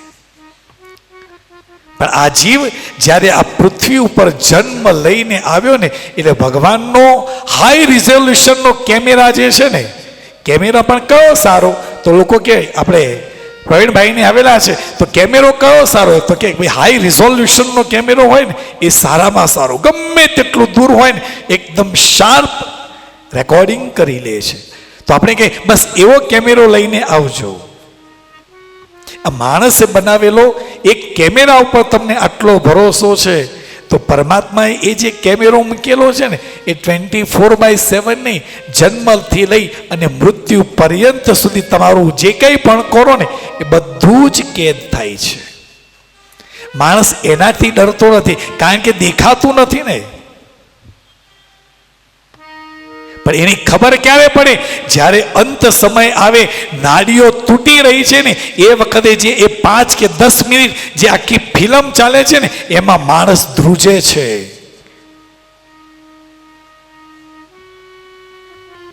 એટલે કહ્યું છે સજ્જન માણસનું આભૂષણ એ ભોળપણ છે. પણ આ સમાજની, આ કુદરત કળિયુગની અંદર લોકોએ ભોળપણને ગાંડપણમાં ખપાવી દીધું છે. 2 ભાઈઓ હોય, મોટો ભાઈ છે એ ખેતી કામ કરતો હોય, નાનો ભાઈ શહેરની અંદર મહેનત મજૂરી કરી અને પોતાની બુદ્ધિથી પૈસા કમાય છે.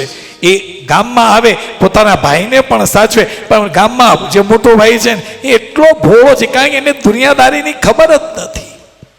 એના ઘરે કોઈ સાધુ મહાત્મા આવ્યો, એને ભોજન કર, લોકો કે આવી રીતે ખવડાવશો ઘર ખાલી થઈ જશે. કઈ વાંધો નહીં, ભોજન જ કરાવ્યું છે ને. અલ્ટિમેટલી જોશો ને તો તમને ખ્યાલ આવશે કે ધીરે ધીરે એનો ગ્રાફ ઊંચો થતો જાય છે, અને જે લોકો વિરોધ કરી રહેલા છે એ ઠેરના ઠેર જ રહે છે.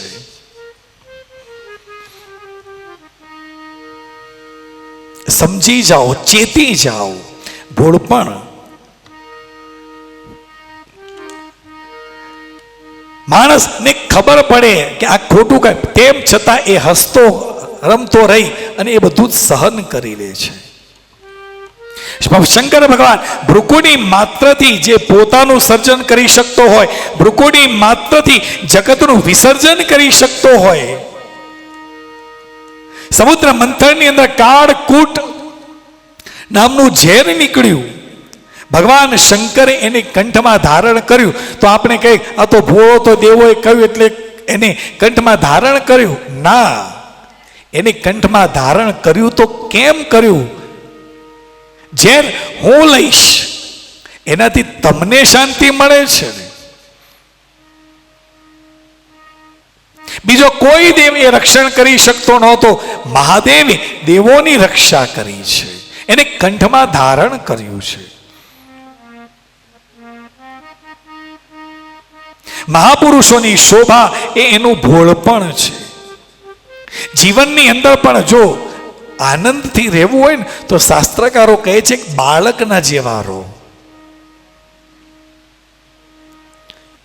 બાળક છે ને, તમે જુઓ સોસાયટીમાં પોતાના બાળ મિત્રો સાથે રમતું હોય અને કંઈક તકલીફ પડે એટલે લડે, અને લડે એટલે એવું લડે કે એમ થાય કે ફરીથી કોઈ દિવસ એકબીજા સાથે વાતો કરશે નહીં. પણ એ બંને બાળકોની લડાઈમાં જો બે મમ્મીઓ ભેગી થાય ને તો એ ઝઘડો 2 કલાક ચાલે. આ બાજુ હજુ ઝઘડો પૂરો થયો નથી અને બંને માતાઓ જોઈએ તો આ બંને જણા જે બાબતે લડ્યા હતા એ બંને બાળકો પાછા રમવા માંડ્યા છે. આ બાળકનું ભોળપણ છે. લહેરથી જીવવું હોય તો કહ્યું છે કે બાળકની જેમ રહો, મોટા થયા એટલે મર્યા. મહાદેવનું પ્રથમ નામ છે શંભુ. ભગવાન મહાદેવના અસંખ્ય નામ છે. વરસાદની જેટલી ધારાઓ એટલા મહાદેવના અવતારો. સમુદ્રના અંદર જેટલા જલબિંદુ છે એટલા મહાદેવે અવતાર લીધેલા છે.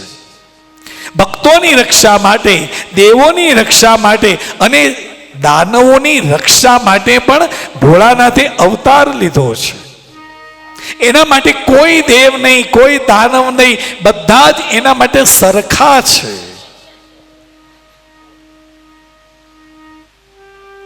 આ ભોળોનાથ એ શંભુ છે, એ મહાદેવ છે સાહેબ. એના મન બધા જ સરખા. આપણા મને બધા સરખા ખરા નહીં. પેલો મોટો, આ નાનો, આ મધ્યમ, એ ગણતરી આપણે કરીએ, મહાદેવ ક્યારેય નથી કરતો. ત્યાર પછી માતા શિવાની વંદના કરીએ છે. શિવ અને શિવા, શિવ એટલે કલ્યાણ અને શિવા એટલે કલ્યાણી. આ બંને શક્તિઓ સાથે જ હોય છે. આપણે જે કંઈ પણ આ પૃથ્વી ઉપર બ્રહ્માંડની અંદર જે કંઈ પણ જોઈ રહેલા છે એ બધું જ શિવ અને શિવાનો જ વિસ્તાર છે. શક્તિની વંદના કરી છે. જે શક્તિ વિશ્વના કલ્યાણ માટે વપરાતી હોય એને પણ વંદન છે. વ્યાસજી કહે છે કે જગત પિતર શંભુ જગતો માતર શિવા. વ્યાસજી બોલે છે કે પ્રભુ, હું આપના ગુણોનું વર્ણન કેવી રીતે કરી શકું? પણ મને જેવું આવડે, તમે મને જેવું શક્તિ આપી છે એ પ્રમાણે હું એનું ગાન કરી રહ્યો છું. સુતજી ભાગ્યની સરાહના કરતા ભગવાન મહાદેવની કથાનો પ્રારંભ કરે છે. આ મહાદેવની કથા કેવી છે? કર્ણ માત્રેન શિવલોકે વ્રજે નરઃ. ભગવાનના શ્લોકનો શબ્દ કાનમાં પડવાથી મનુષ્યને કૈલાસની પ્રાપ્તિ થાય છે, મહાદેવના લોકની પ્રાપ્તિ થાય છે. સૂત સૂત મહાભાગ ચિરંજીવ સુખી ભવો. માનવ માત્રનું પરમ કલ્યાણ કરનારી કથા એ શંકરની. આપ અમને કથા કહો. કથાનું શ્રવણ કરવા માટે બધા જ શૌનકાદી ઋષિમુનિઓ તૈયાર બેઠા છે. ત્યારે સુતજી કહે છે કે એક વખતે એવું થયું કે નારદજીએ તપશ્ચર્યા કરવાની ઈચ્છા થઈ છે. નારદજી તપશ્ચર્યા કરવાની ઈચ્છા થઈ અને તપશ્ચર્યા કરવા માટે હિમાલયની અંદર ગિરિમાળાઓની અંદર ફરી રહેલા હતા. ફરતા ફરતા કોઈક સુંદર સ્થાનને શોધી રહેલા હતા. ત્યારે ખૂબ સુંદર સ્થાન એમને મળ્યું છે. અને એ સ્થાન જે મળ્યું ત્યાં જગ્યા જોઈ આજુ ખૂબ સુંદર, બાજુમાંથી ગંગાજી વહી રહેલા હતા, ખળખળ ખળખળ ખૂબ સુંદર એવો અવાજ આવી રહ્યો હતો. જે જગ્યાએ ઊભા રહ્યા એ જગ્યા ઊભા રહેવાથી એમનું અંતઃકરણ શુદ્ધ થયું છે, પવિત્ર થયું છે. નારદજીને થયું કે તપશ્ચર્યા કરવા માટે આ સ્થાન શ્રેષ્ઠ છે. એ ખૂબ સુંદર છે. ગુફા હતી, એ ગુફાની અંદર જઈ આ મુનિવર નારદજી તપશ્ચર્યા કરવા લાગ્યા છે. અખંડ તપશ્ચર્યા કરી છે. આજે તપશ્ચર્યા કરી એનાથી એમનું અંતઃકરણ શુદ્ધ થયું છે. દૃઢતાપૂર્વક આસન બાંધી એ મૌનવ્રત ધારણ કરી અને તપશ્ચર્યા કરી રહેલા છે. જ્યારે નારદજીને આવી તપશ્ચર્યા જોઈ દેવરાજ ઇન્દ્રને સમાચાર મળ્યા છે કે નારદજી તપશ્ચર્યા કરી રહેલા છે. ઇન્દ્ર ગભરાયો છે. ઇન્દ્રને એમ થયું કે કદાચ એમની તપશ્ચર્યા પૂર્ણ થશે અને મારું ઇન્દ્ર પદ પ્રાપ્ત કરશે તો હું શું કરીશ? ત્યારે ઇન્દ્રએ, દેવરાજ ઇન્દ્રએ કામદેવનું આવાહન કર્યું છે અને કામદેવને પ્રગટ થયો છે. કામદેવ પ્રગટ થયો ત્યારે ઇન્દ્રને કહ્યું, આપે મને કેમ યાદ કર્યો? ઇન્દ્રએ કહ્યું છે કે તમે હિમાલયની ગિરિમાળાઓમાં જાઓ, આ ક્ષેત્રની અંદર નારદજી તપશ્ચર્યા કરી રહેલા છે, એમની તપશ્ચર્યા તમે જાઓ અને ભંગ કરો, તપશ્ચર્યાની અંદર વિઘ્ન પેદા કરો. એમની તપશ્ચર્યા ભંગ કરવાનું કહ્યું. ઇન્દ્ર જે છે, ઇન્દ્રના કહેવાથી કામદેવ પોતાની પત્ની રતિને લઈ, વસંતને લઈ અને ત્યાં બહુ ગર્વથી ગયા છે કે હું હમણાં જ જઈશ અને નારદજીની તપશ્ચર્યા ભંગ કરીને હાલ પાછો આવું છું. અભિમાનથી ત્યાં ગયા છે. એમણે પોતાની બધી જ કલાઓ, વસંતે પણ પોતાની કલાઓ વિકસિત કરી છે, કામદેવે પણ પોતાની બધી જ કલાઓનું અવાજ ઓછો, લિંક તૂટી જાય છે. કામદેવે પણ એમની તપસ્યાને ભંગ કરવા માટે પ્રયત્ન કર્યો, પણ કામદેવનો પ્રભાવ એમના ઉપર ચાલ્યો નહીં. નારદજી તપશ્ચર્યા કરી રહેલા છે, ખૂબ પ્રયત્ન કર્યો છે, બહુ જ પ્રયત્ન કર્યો, પણ નારદજીની તપશ્ચર્યાને ભંગ કરી શક્યા નહીં. કારણ કે આ એ સ્થાન હતું, કારણ કે મહાદેવની માયાથી મોહિત થયેલા કામદેવ પણ ભૂલી ગયો છે કે આ સ્થાન કયું છે. મહાદેવની માયાથી મોહિત થયેલા આ કામદેવ ભૂલી ગયો કે આ સ્થાન એ છે જે જગ્યાએ મહાદેવે જે તપશ્ચર્યા કરી હતી અને કામદેવે મહાદેવની તપશ્ચર્યા ભંગ કરવાનો પ્રયત્ન કર્યો. ત્યારે મહાદેવે પોતાનું ત્રીજું નેત્ર ખોલી અને કામદેવને ભસ્મીભૂત કર્યો હતો. અને એ વખતે રતિ રડતી દેવોની પાસે ગઈ છે અને કહ્યું કે દેવો, તમારી ઈચ્છાથી તમારા કાર્ય માટે મારા પતિને તમે કહ્યું હતું કે મહાદેવની તપશ્ચર્યાનો ભંગ કરો. મારા પતિએ મહાદેવની તપશ્ચર્યા ભંગ કરવા માટે ગયા, પણ મહાદેવના ક્રોધથી મારો પતિ ભસ્મીભૂત થયો છે, તમે એને સજીવન કરો. ત્યારે બધા જ દેવો મહાદેવના આશ્રય ગયા છે, શિવના આશ્રય ગયા અને કહ્યું છે કે પ્રભુ, આપ કામદેવને સજીવન કરો.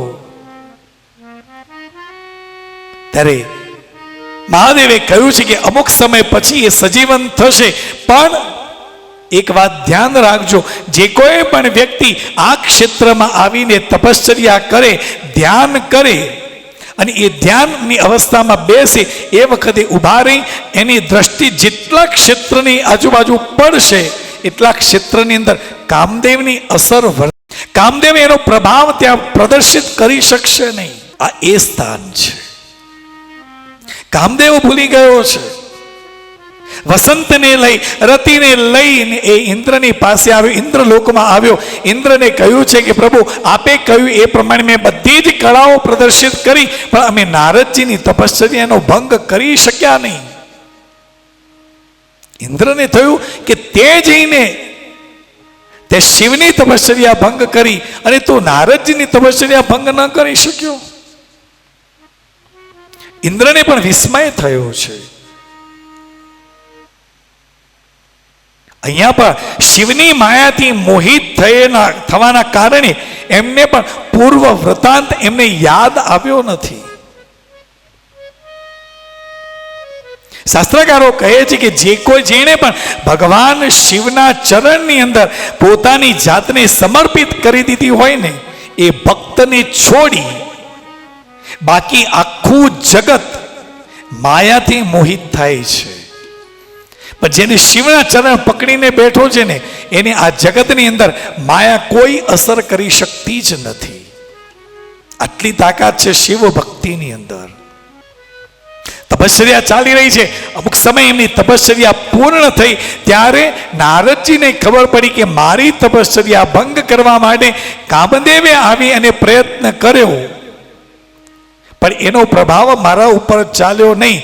એને નારદજીને અહંકાર આવ્યો કે મેં કામ ઉપર વિજય પ્રાપ્ત કર્યો છે. કામ ઉપર વિજય કોને પ્રાપ્ત કર્યો? એક મહાદેવે કર્યો છે. નારદજીને અહંકાર આવ્યો છે. માયાથી મોહિત થવાને કારણે મુનિ શિરોમણી નારદજીને પણ અહંકાર થયો. અહંકાર વશ થઈ. તમે જુઓ, જીવનમાં વ્યક્તિને અહંકાર આવે ને એટલે એ પ્રદર્શિત કરવા માટે જાય. મેં આ કર્યું, મેં આ કર્યું, મેં આ કર્યું.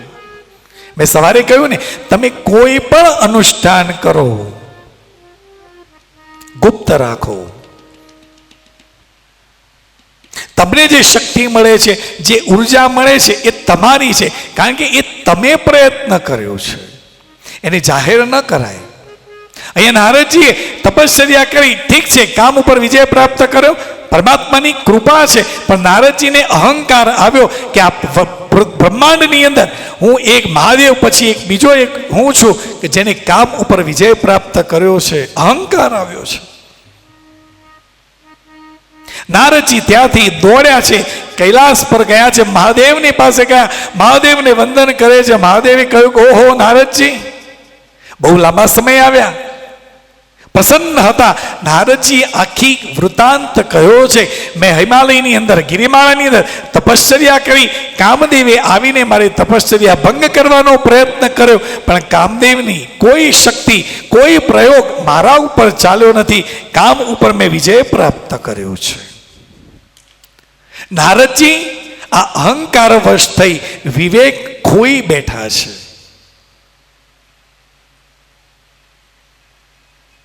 અહીંયા કહ્યું છે ત્યારે આ વિવેક ખોઈ બેઠેલા નારદજીને જોઈ મહાદેવના મુખ ઉપર પ્રસન્નતા આવી છે. એમને કહ્યું, હે તાત નારદ, તમે બહુ વિદ્વાન છો, ધન્યવાદને પાત્ર છો, પણ મારી એક વાત સાંભળો. હવેથી આ જે વાત તમે મને કહી ને, એ વાત કોઈને કહેશો નહીં. વિશેષતઃ વિષ્ણુની સામે તો આની ચર્ચા ક્યારેય કરતા નહીં, કદાપી નહીં.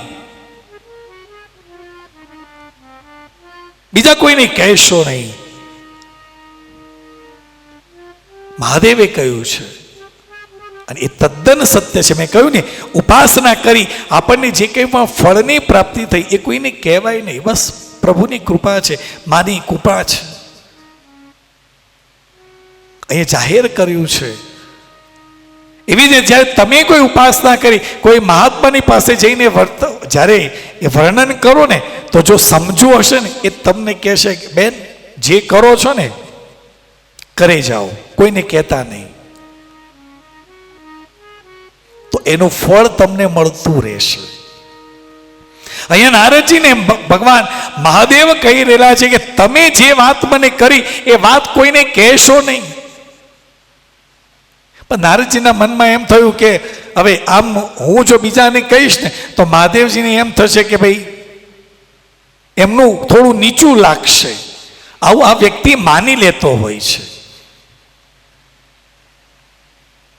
તમે મારા પ્રિયજન છો, તમે મારા વિશેષ પ્રિયજન છો, એટલે ભારપૂર્વક હું તમને શિખામણ આપું છું, આ વાત કોઈને કહેશો નહીં. તમે મારા અત્યંત અનુગામી છો, મારા પ્રિય છો. ઘણું બધું કરીને આ સૃષ્ટિમાં ભગવાન રુદ્રએ નારદજીને શિખામણ આપી. ગુપ્ત રાખવા માટેનું કહ્યું છે, સમજાવ્યા છે.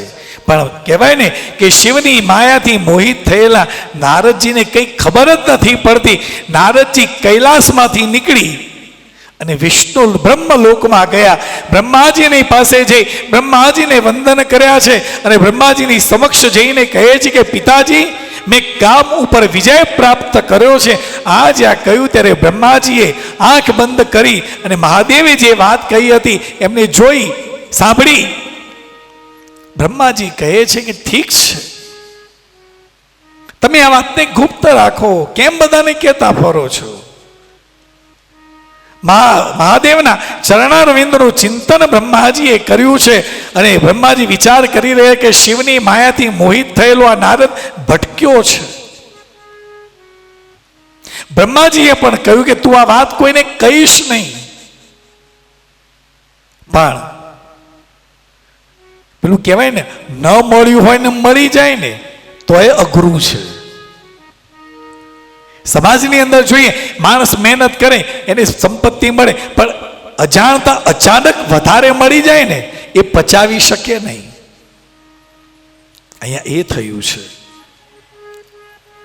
નારદજીને બ્રહ્માજી સમજાવે છે. બ્રહ્મલોકમાંથી નારદજી નીકળ્યા, દોડતા દોડતા વિષ્ણુ લોકમાં પહોંચ્યા છે. નારદજીને વિષ્ણુલોકમાં આવતા જોયા ભગવાન નારાયણે નારદજીને આવતા જોયા. નારદજી આવી રહેલા છે. ભગવાન નારાયણ પોતાના આસન ઉપરથી ઊભા થયા. ઓહો હો હો હો નારદ, આવો આવો એમ કરી અને નારદજીને છાતી સરખા લગાવ્યા છે અને કહ્યું છે, મુનિના આગમનનો હેતુ શું છે? પૂછ્યું કે નારદજી, કેટલાય સમયથી તમે હમણાંથી દેખાયા નહીં, ક્યાં હતા? આ વિષ્ણુ છે ને એ તમારા પેટમાં રહેલી બધી વાતો ઓકાવાનું કામ કરે છે. અમુક વ્યક્તિઓની એવી ટેવ હોય, બધી જ ખબર હોય, પણ તમારી પાસે ધીરે ધીરે ધીરે ધીરે વાતો કરી કરી તમારા પેટમાં જે છે એ બધું બહાર કઢાવે. ભગવાન વિષ્ણુએ નારદનું સ્વાગત કર્યું છે. ઓહો નારદ, બહુ લાંબા સમય આવે, આવો આવો આવો એમ કહી નારદજીને પોતાના આસન પર બિરાજમાન કર્યા છે. નારદજીનો અહંકાર ઓર વધ્યો છે. કેમ આવ્યા? અત્યાર સુધી ક્યાં હતા? આ જ્યાં કહ્યું, નારદજીએ આખો વૃત્તાંત કહ્યું કે પ્રભુ, હું તપશ્ચર્યા કરવા માટે આ ગુફાની અંદર ગયો હતો. ત્યાં કામદેવે આવીને મારી તપશ્ચર્યા ભંગ કરવાનો પ્રયત્ન કર્યો, પણ કામદેવનો મારા ઉપર પ્રભાવ ચાલ્યો નહીં. મેં કામ ઉપર વિજય પ્રાપ્ત કર્યો છે. આ જ્યાં કહ્યું, ભગવાન નારાયણના મુખ ઉપર પ્રસન્નતા આવી છે. ક્યાં ભટક્યો છે? હવે આને લાઈન ઉપર તો લાવવો પડશે ને. ભગવાન વિષ્ણુ બોલે, હે મુનિ શ્રેષ્ઠ, તમે ધન્ય છો, તપસ્યાના ભંડાર છો. તમારું હૃદય બહુ જ ઉદાર છે, જેની અંદર ભક્તિ, જ્ઞાન અને વૈરાગ્ય નથી હોતા.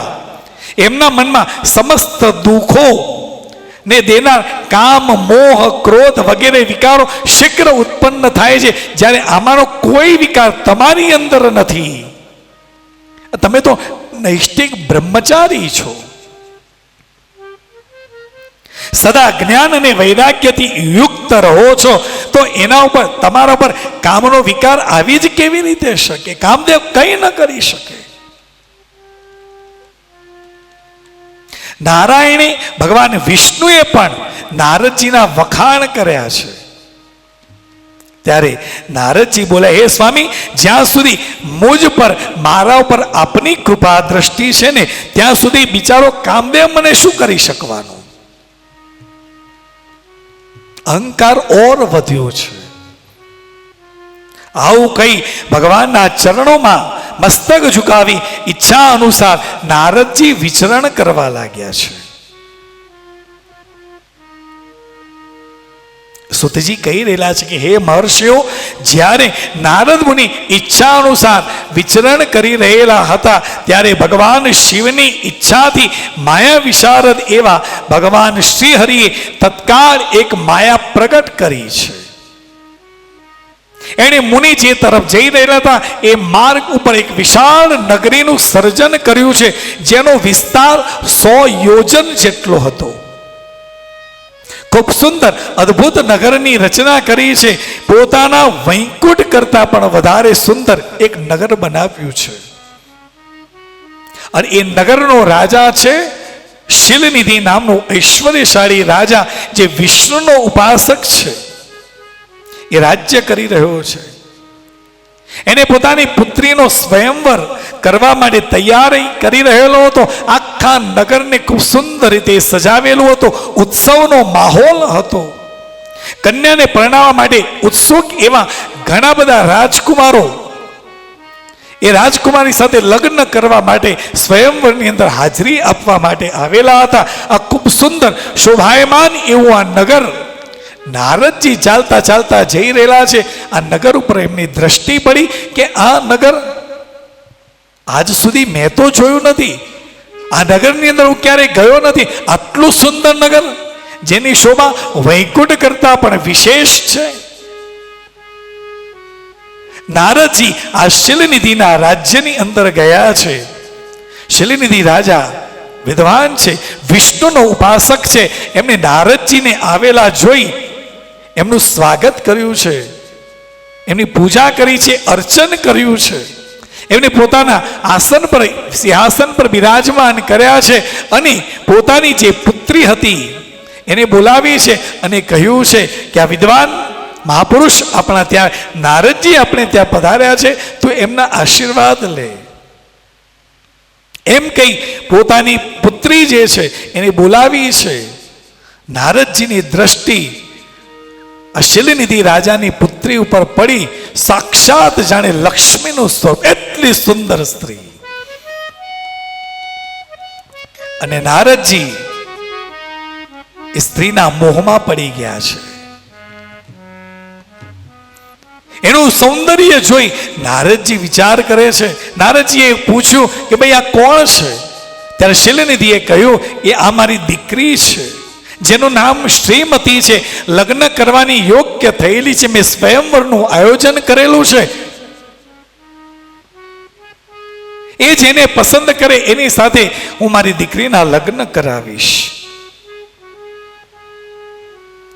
રાજાએ આ વાત કહી. પછી રાજાએ પૂછ્યું છે, બાપજી આપ આવેલા છો તો મારી દીકરીના ગ્રહો જરા જોઈ લો ને, કેવા છે, એને કેવો પતિ મળશે. એ નારદજીના મનમાં હવે વિકાર આવ્યો છે.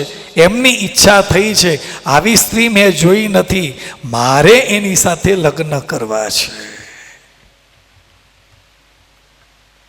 વિકાર આવ્યો છે, લગ્ન કરવાની ઈચ્છા થઈ છે, પણ કહેવાય તો નહીં, મુનિ છે.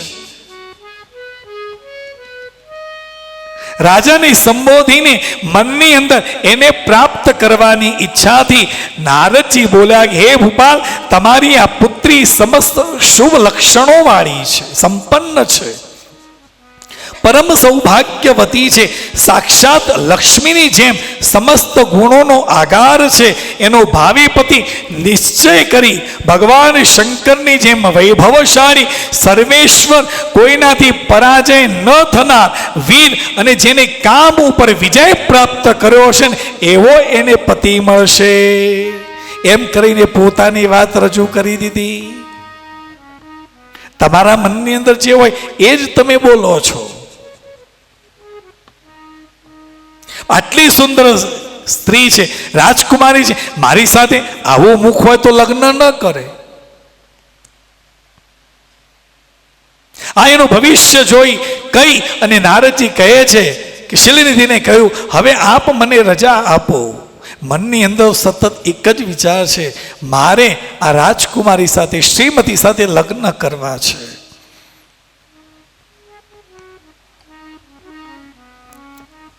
નારદજી ત્યાંથી નીકળ્યા છે. અને પહોંચ્યા વિષ્ણુ લોકમાં પહોંચ્યા છે. વિષ્ણુ લોકમાં જઈ અને કહે છે, ભગવાન નારાયણ માં લક્ષ્મીજી સાથે બિરાજમાન છે. નારદજીને પાછા આવતા જોઈ ભગવાન વિષ્ણુને થયું કે હવે ફસાયો છે આ.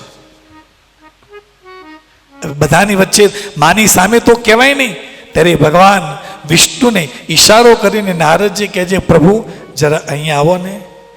ભગવાન નારાયણ કહે છે, શું છે? મારે કામ છે, આવો ને. ભગવાન વિષ્ણુને પોતાની પાસે બોલાવ્યા છે અને કહ્યું છે, એ પ્રભુ, તમારો ભક્ત શિલનિધિ રાજા, એની દીકરી છે ખૂબ સુંદર, એનું સૌંદર્ય એટલું બધું છે, એ સૌંદર્યવાન એની દીકરીનું રાજકુમારીનું લગ્નનો સ્વયંવર એને રાખેલો છે. મારી ઈચ્છા છે કે પ્રભુ, મારે લગ્ન કરવાની ઈચ્છા છે, એક કામ કરો ને. તો પ્રભુએ કહે, તારે લગ્ન કરવાની ઈચ્છા છે તો જા ને. પણ પ્રભુ, એવી તો કેવી રીતે થાય? તો શું જોઈએ? પ્રભુ, એક કામ છે. શું છે? એક કામ કરો ને પ્રભુ, તમારું રૂપ મને આપો ને, કારણ કે વિષ્ણુથી સુંદર તો આ પૃથ્વી ઉપર બીજું કોઈ છે જ નહીં. નારાયણે કહ્યું કે ઠીક છે, તમે જાઓ તો ખરા. આમ કહી નારદજીને મોકલ્યા છે. નારદજી પ્રસન્ન થઈ ગયા છે કે આવા મને ભગવાન વિષ્ણુએ મને એમનું રૂપ સૌંદર્ય આપે, મને રૂપ આપ્યું છે. શિવપુરાણની અંદર છે કે આખું શરીર વિષ્ણુનું છે, પણ મુખ છે ને એ વાનરનું આપ્યું છે. શિવની માયાથી મોહિત થયેલા બીજા કોઈને નારદનું મુખ વાનર જેવું ન દેખાય, ખાલી શ્રીમતીને જ દેખાય. અને રુદ્રના અનુચરો જે રુદ્રના ગણો હતા એમને દેખાય, બીજા કોઈને ન દેખાય. નારદજી ને એમ થયું કે નારાયણે મને એમનું રૂપ આપ્યું છે. આમ લઈ અને દોડતા શિલનિધિ રાજાનો જે સ્વયંવરની તૈયારી થયેલી ને સૌથી પહેલા જઈ અને નારદજી ઊભા થઈ ગયા કે જેવી શ્રીમતી આવે મને જોવે અને વરમાળા પહેરાવી દે એટલે આપણે લઈને ઘેર આપણે લગ્ન કરી લઈએ. નારદ મુનિ બહુ જ હર્ષાન્વિત થઈ અને એ સ્થાન પર પહોંચી ગયા છે. સબ ખૂબ સુંદર એવી સભાનું આયોજન થયેલું હતું, પણ નારદજી જ્યાં જઈને ઊભા, નારદજીની રક્ષા કરવા માટે ભગવાન રુદ્રના બે પાર્ષદો આવેલા હતા જે બ્રાહ્મણના વેશમાં હતા. જે જગ્યાએ આ નારદજી ઊભા છે એની બાજુમાં જ આ બે રુદ્રના બે પાર્ષદો આવીને ઊભા છે અને અંદરો અંદર વાતચીત કરી રહેલા છે. યા નારદજી લગ્ન કરવા માટે આવેલા છે, જરા જોતો ખરો. લાગે છે શ્રીમતી એની સાથે લગ્ન કરશે. પણ માયાથી મોહિત થયેલા નારદજીના કાનમાં શબ્દ પડે, પણ એમનું ધ્યાન એ તરફ નથી કે આ શ્લોકો શું કહી રહેલા છે. કારણ કે શ્રીમતીના સૌંદર્યથી મોહિત છે. આ બાજુ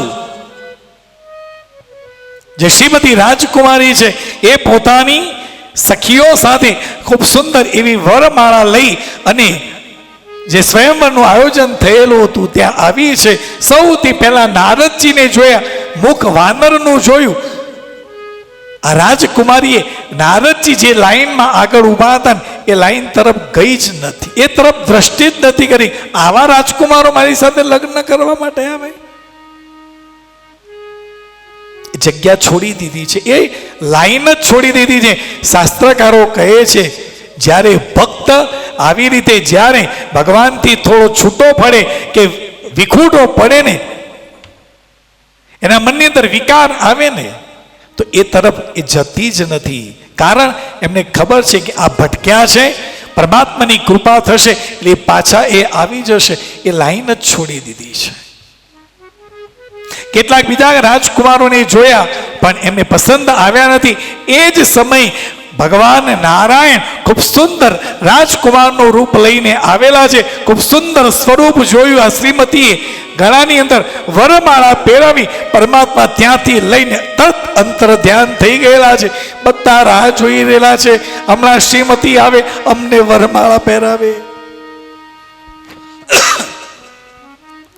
શ્રીમતીનું સાથે લગ્ન કરી અરે ભગવાન વિષ્ણુ ત્યાંથી અંતર ધ્યાન થઈ ગયા છે, દ્રશ્ય થઈ ગયા.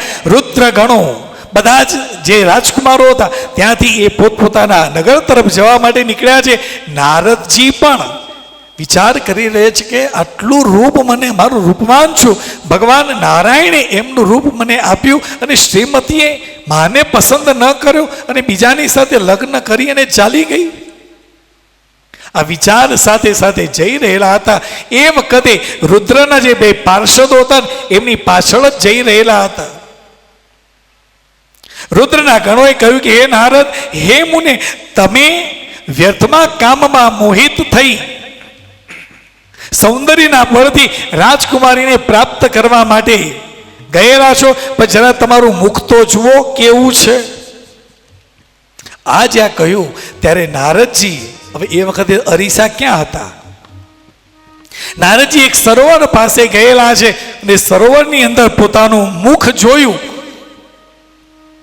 તો આખું મુખ કેવું હતું? વાનરનું હતું. શિવની માયાથી મોહિત થયેલા છે, એમને પોતાનું મુખ જોયું તો વાનર જેવું હતું. આ મુખ જોઈ અને નારદજીને અતિશય ક્રોધ આવ્યો છે. માયાથી મોહિત થવાને કારણે આ બંને શિવના જે ગણો પાર્ષદો હતા એમને શાપ આપ્યો છે, તમે બંને મારા જેવા બ્રાહ્મણનો ઉપહાસ કર્યો છે, તેથી બ્રાહ્મણના વીર્યથી ઉત્પન્ન થઈ તમે બંને રાક્ષસ બનશો, બ્રાહ્મણ તરીકે જન્મ લેશો પણ તમે બંને રાક્ષસ બનશો. આ શાપ સાંભળી આ શિવના બે પાર્ષદોએ કહ્યું છે કે પ્રભુ, એમાં અમારો કોઈ દોષ નથી, અમે તો જે હતું એ સત્ય કહ્યું, પણ તમે ક્રોધના આવેશમાં આવીને મને શાપ આપો છો, અમને માફ કરો, અમારી કોઈ ભૂલ નથી. પણ નારદજી ક્રોધના આવેશની અંદર શાપ આપી દીધો છે. સુતજી વર્ણન કરે છે, હે મહર્ષિઓ, માયાથી મોહિત નારદજી એ શિવજીના જે પાર્ષદોને શાપ આપ્યો છે. ભગવાન વિષ્ણુના કપટને યાદ કરી રહેલા છે. વિષ્ણુ લોકમાં ગયા છે અને સમીદા જેમ અગ્નિની અંદર પડે અને અગ્નિ પ્રજ્વલિત થાય એવા ક્રોધના આવેશની અંદર એમનું પોતાનું જે જ્ઞાન હતું એ નષ્ટ થઈ ગયું છે. અને વાત તદ્દન સાચી છે, તમે ક્રોધ કરો ને ક્રોધના આવેશમાં તમે શું બોલો છો ને એનું તમને ભાન હોતું નથી. નારદજી કહે છે કે હે હરે, તમે બહુ દુષ્ટ છો, કપટી છો, સમસ્ત વિશ્વને મોહમાં નાખનારા છો, બીજાનો ઉત્સાહ ઉત્કર્ષ તમારાથી સહન થતો નથી. પૂર્વકાળની અંદર પણ તમે મોહિની રૂપ ધારણ કરી સમુદ્ર મંથનની અંદર અમૃતની પ્રાપ્તિ કરી, ત્યારે એ અમૃત દેવો અને દાનવો બંનેને આપવાનું હતું. એ વખતે તમે મોહિનીનો અવતાર ધારણ કરી અમૃત તમે દાનવોને ન આપ્યું, દેવોને આપ્યું. તમે કપટી છો. પણ એ સમુદ્ર મંથનની અંદર સૌથી પહેલા હળાહળ વિષ પ્રગટ થયું. એ વખતે કોઈ દેવ વિષને લેવા માટે આગળ આવ્યો નહીં, મહાદેવ આગળ આવ્યા. શિવે એ વિષને ધારણ કર્યું ને પછી અમૃતની પ્રાપ્તિ થઈ. પણ એ વખતે મહાદેવે વિષને ધારણ ન કર્યું હોત ને તો ખબર પડત કે તમે કેવા છો. શિવને તમારા પ્રત્યે પ્રેમ છે, એના લીધે હવે તમે અહંકારી થઈ ગયેલા છો. તમને બીજાનું સુખ તમારાથી જોવાતું નથી.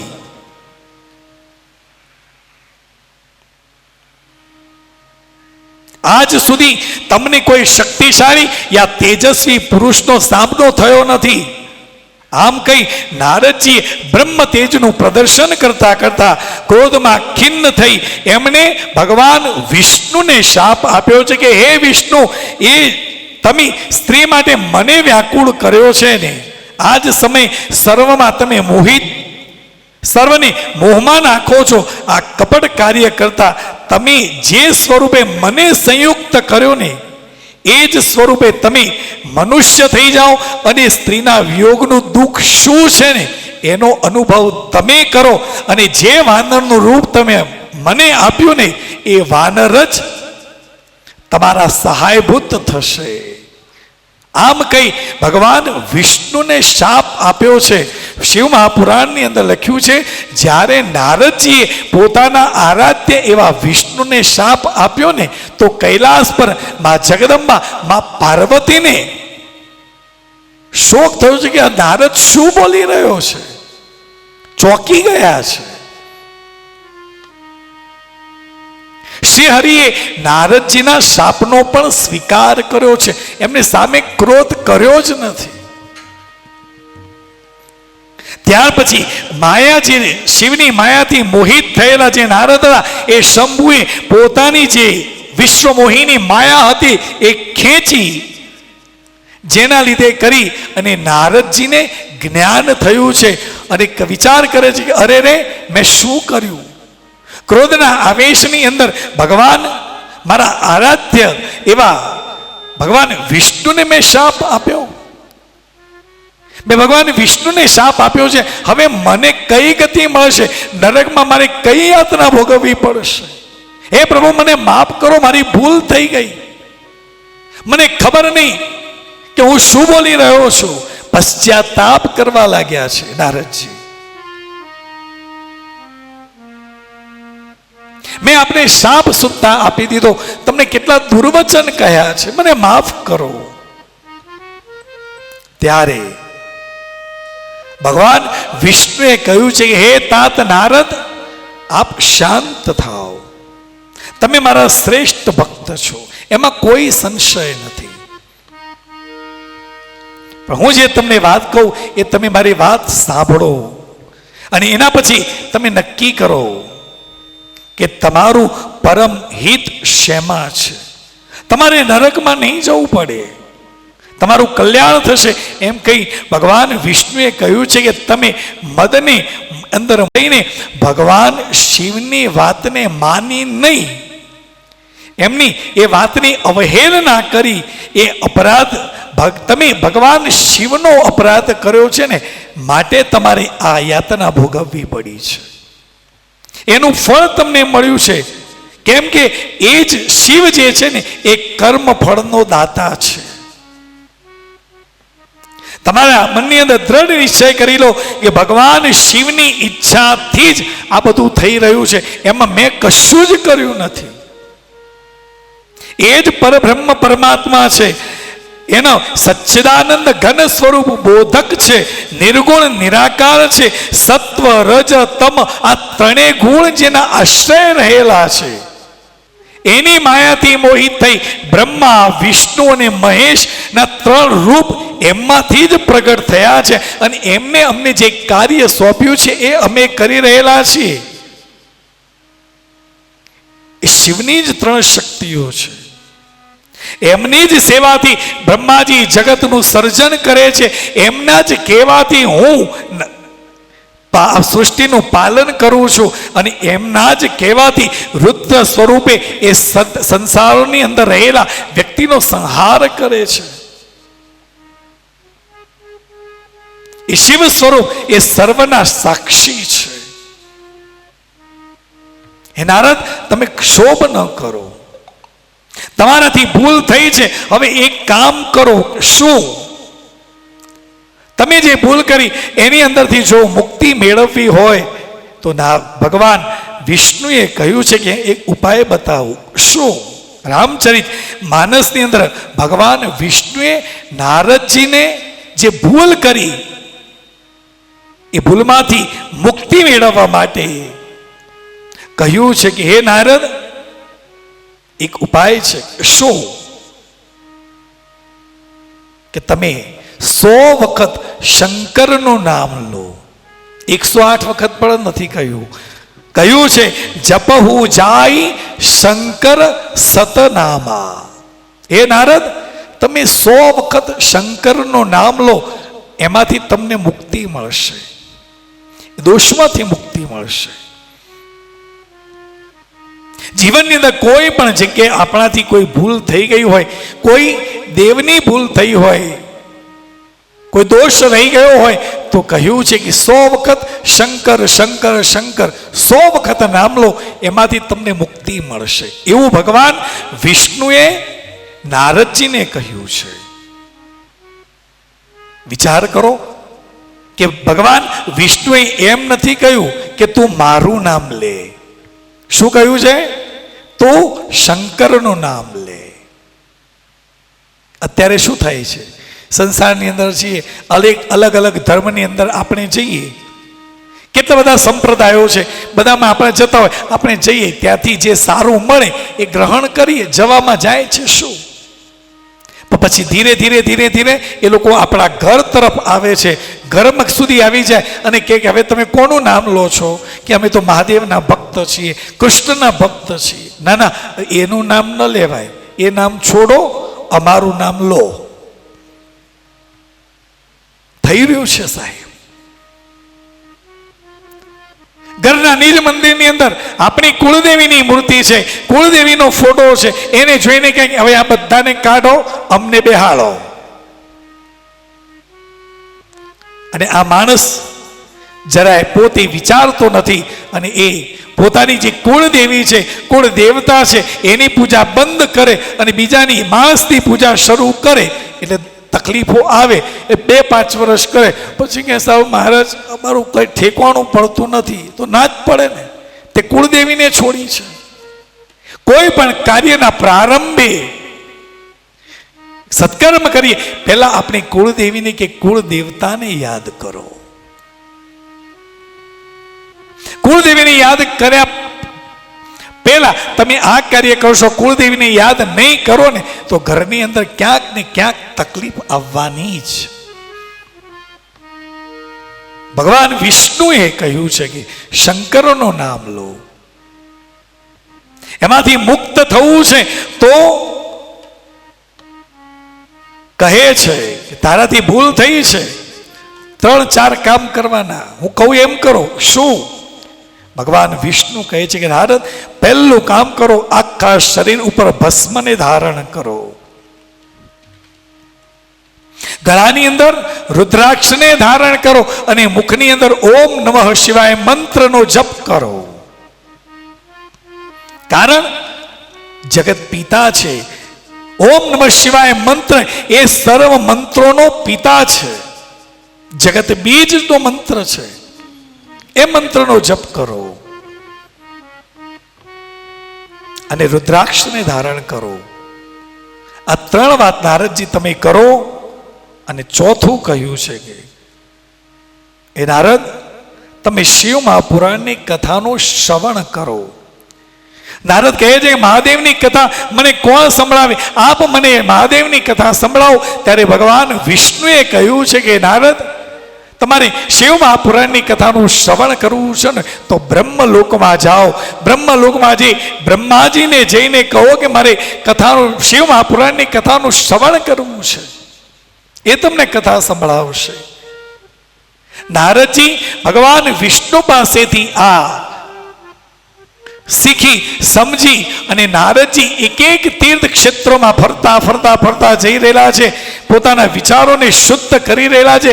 કાશી ક્ષેત્રમાં આવ્યા, કાશીમાં સાક્ષાત વિશ્વનાથ બિરાજે છે, એના દર્શન કરી અને શાંતિની અનુભૂતિ કરી છે. બ્રહ્મલોક તરફ જઈ રહેલા છે એ વખતે શિવના પાર્ષદો જે રુદ્રના અનુચરો હતા એ ગયા છે કે પ્રભુ, આપે અમને શાપ આપ્યો છે, અમે એમનાથી મુક્તિ અપાવો. નારદજીનો ક્રોધ શાંત થયો હતો ત્યારે નારદજીએ કહ્યું છે મારાથી ક્ષતિ થઈ છે, ક્રોધના આવેશમાં મેં તમને શાપ આપ્યો છે, પહેલા આપ મને માફ કરો. જે શાપ આપ્યો છે એ તો થશે, જે કહ્યું છે એ પ્રમાણે થશે. બ્રાહ્મણના વીર્યથી આપ પ્રગટ થશો, વિશ્વને ત્યાં પુત્ર તરીકે પ્રગટ થશો, પણ તમે બંને શિવના ભક્ત હશો. પણ તમારું મૃત્યુ ભગવાન વિષ્ણુના હાથે થશે અને એના પછી તમે પાછા યથાસ્થાને પોતાનું જે સ્થાન છે એ ત્યાં સ્થાન ઉપર તમે જઈ શકશો. આમ કહી નારદજી બ્રહ્મલોકમાં આવ્યા. બ્રહ્માજીની સમક્ષ આવીને કહે છે કે પિતાજી, મારે શિવ મહાપુરાણની કથાનું શ્રવણ કરવું છે. ત્યારે બ્રહ્માજીએ કહ્યું છે, બ્રહ્માજીએ સૌથી પહેલા નારદજીને વંદન કર્યા છે. ત્યારે નારદજી કહે છે કે પિતાજી, આપ મારા પિતા છો, આપ મને વંદન કેમ કરો છો? ત્યારે ભગવાન બ્રહ્માજીએ કહ્યું છે કે જે જીવ આવી અને કહે કે મારે શિવ મહાપુરાણની કથાનું શ્રવણ કરવું છે, શિવ તત્વને જાણવું છે, એ દિવસથી એ વ્યક્તિ શિવનો ભક્ત બની ગયો છે. માટે હું તમને વંદન કરું છું.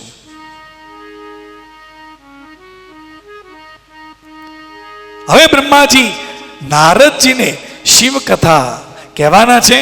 લગભગ 11:15 થયેલા છે. તમે ખૂબ સુંદર રીતે કથાનું શ્રવણ કરી રહેલા છો. આવતીકાલની કથામાં સવારના સેશનની અંદર શિવ વિવાહનો પ્રસંગ આવશે. એટલે આવતીકાલે લગ્નની અંદર જ્યારે આપણે હાજરી આપવા આવીએ ને, એટલે ખૂબ સુંદર હવે બધું લઈને તો આવેલા જશો ને, ખૂબ સુંદર વસ્તુ છે. પહેલા દિવસે પોથીયાત્રામાં સુંદર વસ્તુઓ પરિધાન કરેલા હતા, એવી જ રીતે આવતીકાલે શિવ વિવાહ છે. હવે વિવાહમાં જઈએ તો કપડાં કેવા પહેરાય, હવે મારે તમને કહેવાનું ન હોય. પહેરી અને આપણે શિવના વિવાહની અંદર આપણે ઉપસ્થિત થઈશું. શિવ વિવાહનો પ્રસંગ આવતીકાલની કથામાં આવશે. સતીનું ચરિત્ર આવશે. એ કથા આવતીકાલે સવારે આવશે. અત્યારે આપણે કથાને વિરામ આપીએ. બોલીએ કાશી વિશ્વનાથ મહાદેવ કી, અન્નપૂર્ણા માત કી જય, પશુપતિનાથ મહાદેવ કી જય, ઉમિયા માત કી જય, કૃષ્ણ કનૈયા લાલ કી જય, સદગુરુ દેવ કી જય. ઓમ નમઃ પાર્વતી પતય હર હર મહાદેવ હર. ઓમ જય કાના કાળા પ્રભુ જય કાના કાળા મીઠી મોરલી વાળા, મીઠી મોરલી વાળા ગોપીના પ્યારા. ઓમ જય ના કાળા. ગામણ ગાણા ગાન કામણ બહુ કીધા, પ્રભુ કામણ બહુ કીધા. માખણ ચોરી મોહન, માખણ ચોરી મોહન, ચિત ચોરી લીધા. ઓમ જય કાના કાળા. નંદ યશોદા ઘેર વૈકુંઠવો તારી, પ્રભુ વૈકુંઠ ઉતારી. કાલીએ કામન કીધા, કાલી મર્દને કીધા. ગાયો ને ચારી. ઓમ જય કાના કાળા. ગૌવર્ધન ધાર્યો રે પ્રભુ ટચલિયા ગણીએ, પ્રભુ ટચલી આંગળી. હે ઇન્દ્રનો ગર્વ ઉતાર્યો, ઇન્દ્રનો ગર્વ ઉતાર્યો. જય જય ગિરધારી.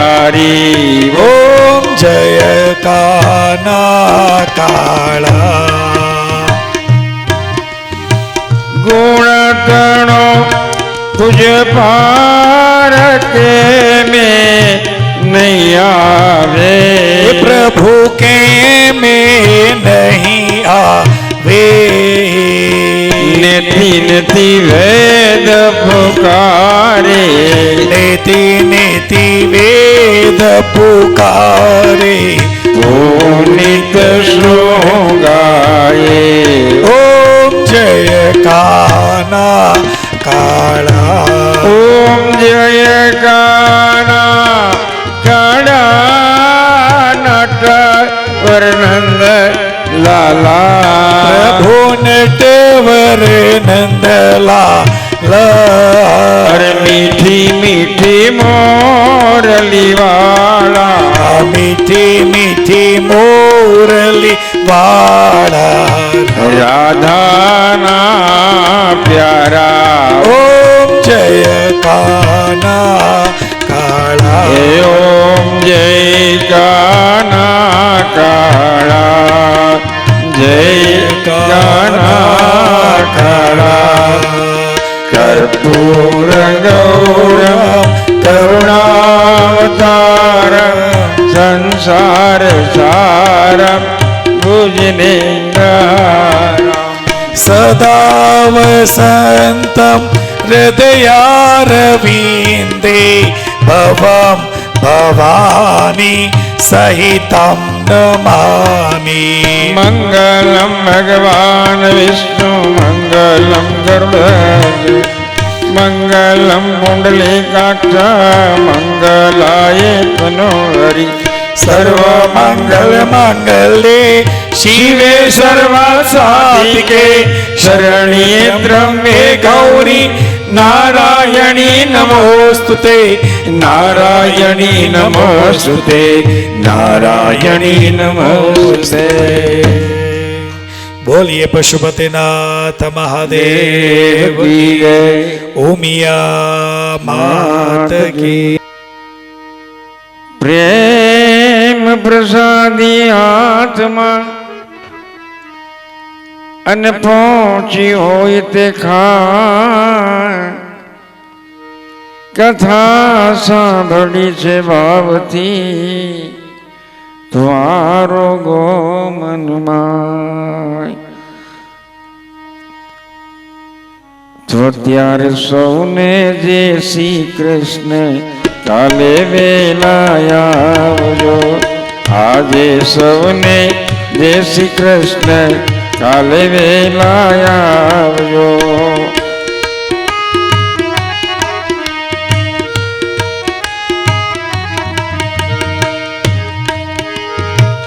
આજે સૌને જય શ્રી કૃષ્ણ કાલે વેલા આવજો